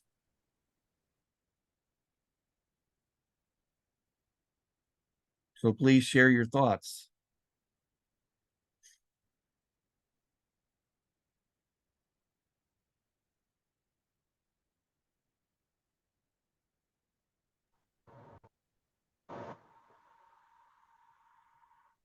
I'm sorry it wasn't as interactive as some of the studies are. I didn't know how with the volume of information to make it that interactive and keep the time from running into hours and hours. Thank you, Bob, and appreciate all the work that you put into this. Yeah. Thank you for the outline as well as the board work. Yes. Yeah, at least everybody can look at the board work later and it should make sense. I hope I didn't have too many typos in there or things that are confusing, but pretty straightforward to me. Yeah. Yeah, sorry about that. I was saying why we have to close. I'm enjoying this topic. Yeah, it's a good topic, and it's one that you know, if you meet somebody off the street, you're not going to be able to explain it to them that quickly. You just can't. You're surely right. But God isn't leading everyone to understand this right now. People have to decide which side of the issue they're on, and God has ways of reaching hearts without having all the understanding that God's given us. But in the end, we know this is the great test that's facing all of humanity. Are there any things that were put in the chat that need to be answered or brought out? Wasn't able to follow the chat. Was arrested in Babylon. Penny was telling me that one of the questions was pederasty in Babylon. And to my knowledge, that was something that was exclusive to the Greeks. But when I say exclusive, I mean, where'd they get it from? You know, I mean, it was just, I don't know the answer to that question. Thank you. I didn't thought so because I try to remember, but I didn't thought so too. Thank you. Yeah. You know, Bob, there's a term that says that our culture is Greek, so that pederasty practice back then was just a normal, stages that they went through. So, I mean, how would you say that? I mean, but when it comes to Rome, it's more about domination, it's cruel. So how do you describe this progression that you see in this pagan culture there? I just see that it's different variations of the same domination. The only difference between the Greeks and the Romans, from what I've been able to study, is that the Greeks, if you were a male, a young male, and you were the one being dominated in this teacher student relationship, then you had hopes of growing up and getting out of that inferior, incomplete youth role and becoming an adult. That was the way the Greeks looked at it. The Romans had the same dominant role thing going on, but it wasn't in the form of pederasty. And in fact, the Romans, if you were a male, it didn't matter how old you were. If you were a male that was the one being dominated, then you were the one who was humiliated, and you were the one that lost your position in society to be a leader. So I just look at everything that's happened. It's a melting pot of everything today. But the general gist that I'm understanding is that it was all homophobic. It was extremely patriarchal, and it was homophobic. And you come to today, and as I mentioned, when I was growing up, I remember, just as a young boy growing up, if they had different terms they would use that were derogatory. Even Elder Tess pointed out in the presentation that when you're going down the road driving, let's say as an example, and you do something that somebody doesn't like, and they come alongside you and they flip you the bird, and show you their middle finger, that is all telltale remnants back from, they're trying to dominate you and show you that they're the ones who are penetrating you. And it's just the whole thing. It's just.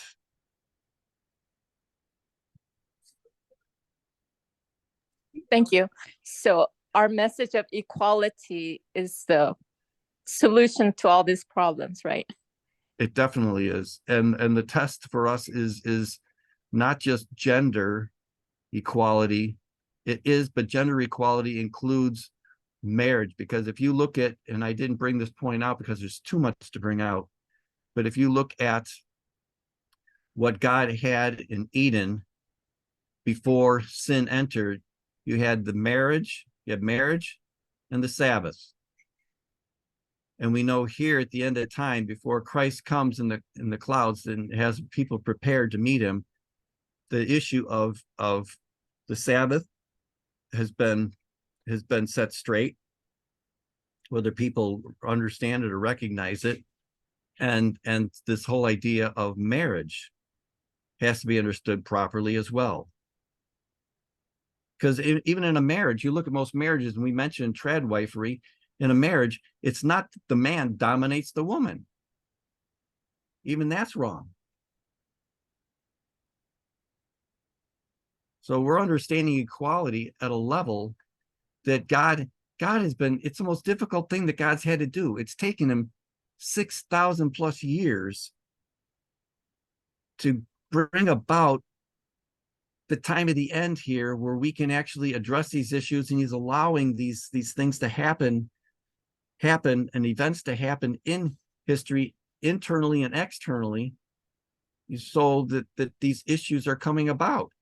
It's not an accident that this whole thing has started in 1989 and has moved forward. It's not an accident that the Defense of Marriage Act was taken down by two different homosexual couples, one in 2013 when they finally ruled on it, and one in 2015.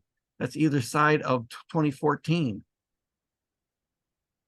It's just even if you look back at the Millerite time period, I look back at it and I realize, wow, if we lived back then you realize that it was the conversation at the dinner table and wherever you went was about slavery then, because God was making that issue come out so people could discuss it and make a decision which side they're on.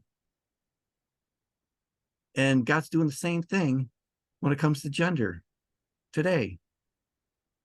He's letting you know, when I made human beings, you were complete equals. It's only when sin entered that God had to prophetically stand there and say, you know what? The man's going to be over the woman. And that's not because God wanted it that way. It's because that's the direction that humanity was taking, the sin that they were stepping into, that they were going to have to wallow in for 6,000 years. And similarly, you know, when it comes to Ham raping his mother there after the flood, we know that when Noah prophesied and said that the descendants of Canaan would end up in slavery, it's not because God is ordaining slavery, wants slavery, but because slavery was there. It's a step downward humanity took. And so when the Bible, parts of the Bible were written, it gave explicit instructions on how to make someone a slave and how to treat your slaves. And that's in the Old Testament and in the New. So again, God is giving us eye salve to see these things from a perspective that I don't want to say no one else is seeing right now, but he has a purpose in it, because he knows there's a lot of people who don't know all these details, but he knows where their heart is. And someday, when, in my thinking is that when we're all caught up in the clouds and we have that 1,000 years, you know, in heaven before the new earth is created, that is when all the damage that has been done to humanity is going to find complete resolution. It's gonna be complete healing and restoration, because we look at stuff today, and Elder Parmenter has been clear on it. You look at all of the emotional and physical and mental abuse that humanity has gone through, and I'm talking about people who are in this movement. I'm not talking about everyone in the whole world, but there's no way that there's enough time before Christ comes that we're all just going to be completely healed. We're all going to be completely restored, and everything's going to be peachy keen. That's going to take place during the 1,000 years. Does anybody else have any thoughts?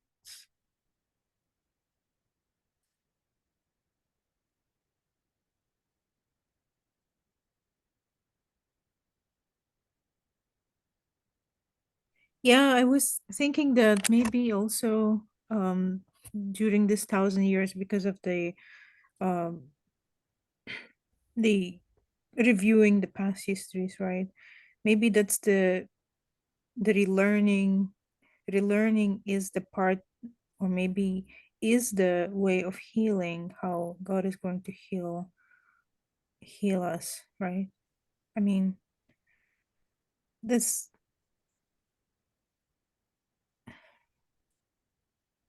so it seems to me that looking back in the history, we would be able to see clearer. Even like now, we are here, right? We are finding out this truth, and we are already finding, we are already in the process of healing. But Yes.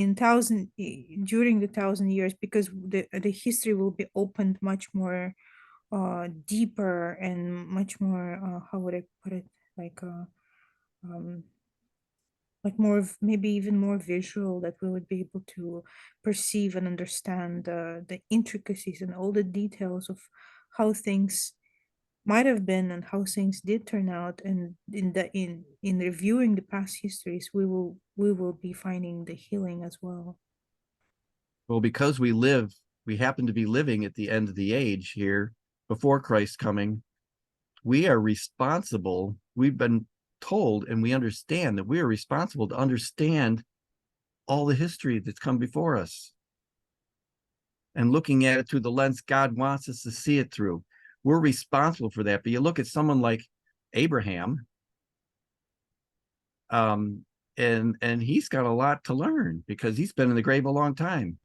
Look at Adam and any of them. There's a lot that they don't know. So I'm not saying that we know everything because we don't. God's helping us to learn, you know, as we thread the history and learn certain events and things that have happened and how we need to tie it together and understand it the way he wants us to understand it, the way they want us to understand it. We got to get away from saying he. That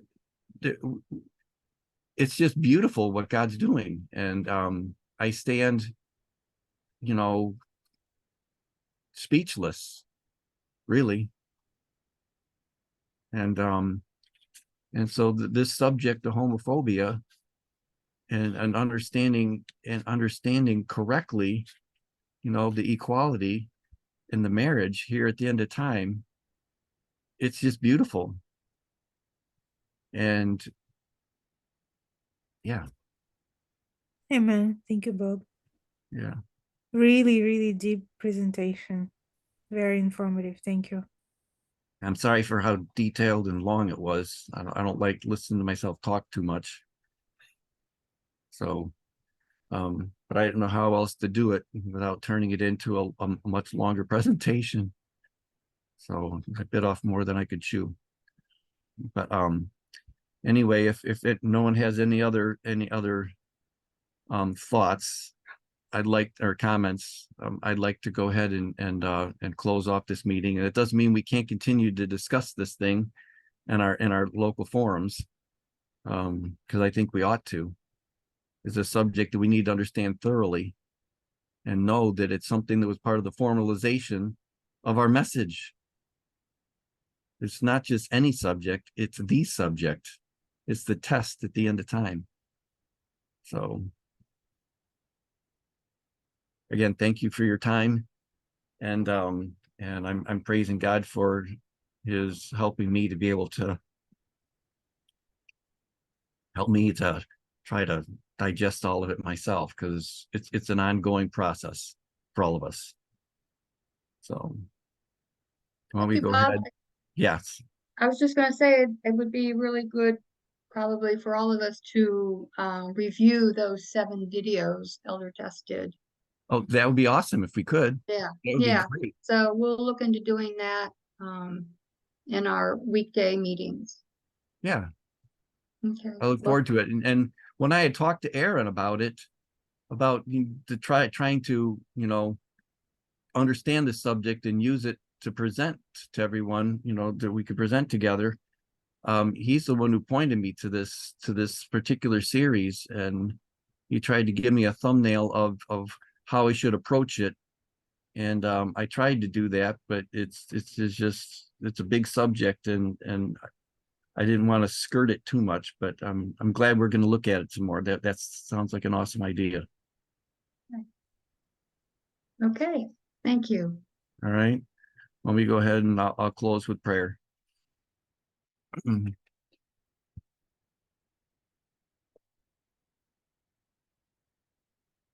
Dear Lord, we come before you with tremendous humility, understanding that the difficult work that you've had to try to accomplish with humanity from the beginning all the way till now. And Lord, I thank you for giving us the understanding that you want us to have, that we need to have to move forward here as things continue to come to a climax with the Sunday law issues, and we see how most of the human family is suffering terribly around the world, especially women, and foremostly the, you know, women. And Lord, I just pray that you will help us to be faithful, to be able to be prepared for the work that you will have us to be able to do in the weeks and months and years, if it's that long, before you show up in the clouds. And thank you for the methodology. Thank you for the parables. And thank you for leading us and guiding us. And I just thank you for the Sabbath day. Please be with everyone and help us together to understand this subject better. I ask all of this in Jesus' name. Amen. Amen. Thank you, Bob. You're welcome. Happy Sabbath, everybody. Happy Happy Sabbath. Sabbath. Thank you, Thank you, Bob. Bob. Happy Sabbath. Happy Sabbath. Happy Sabbath. Happy Sabbath. Thanks, Bob. Thank you.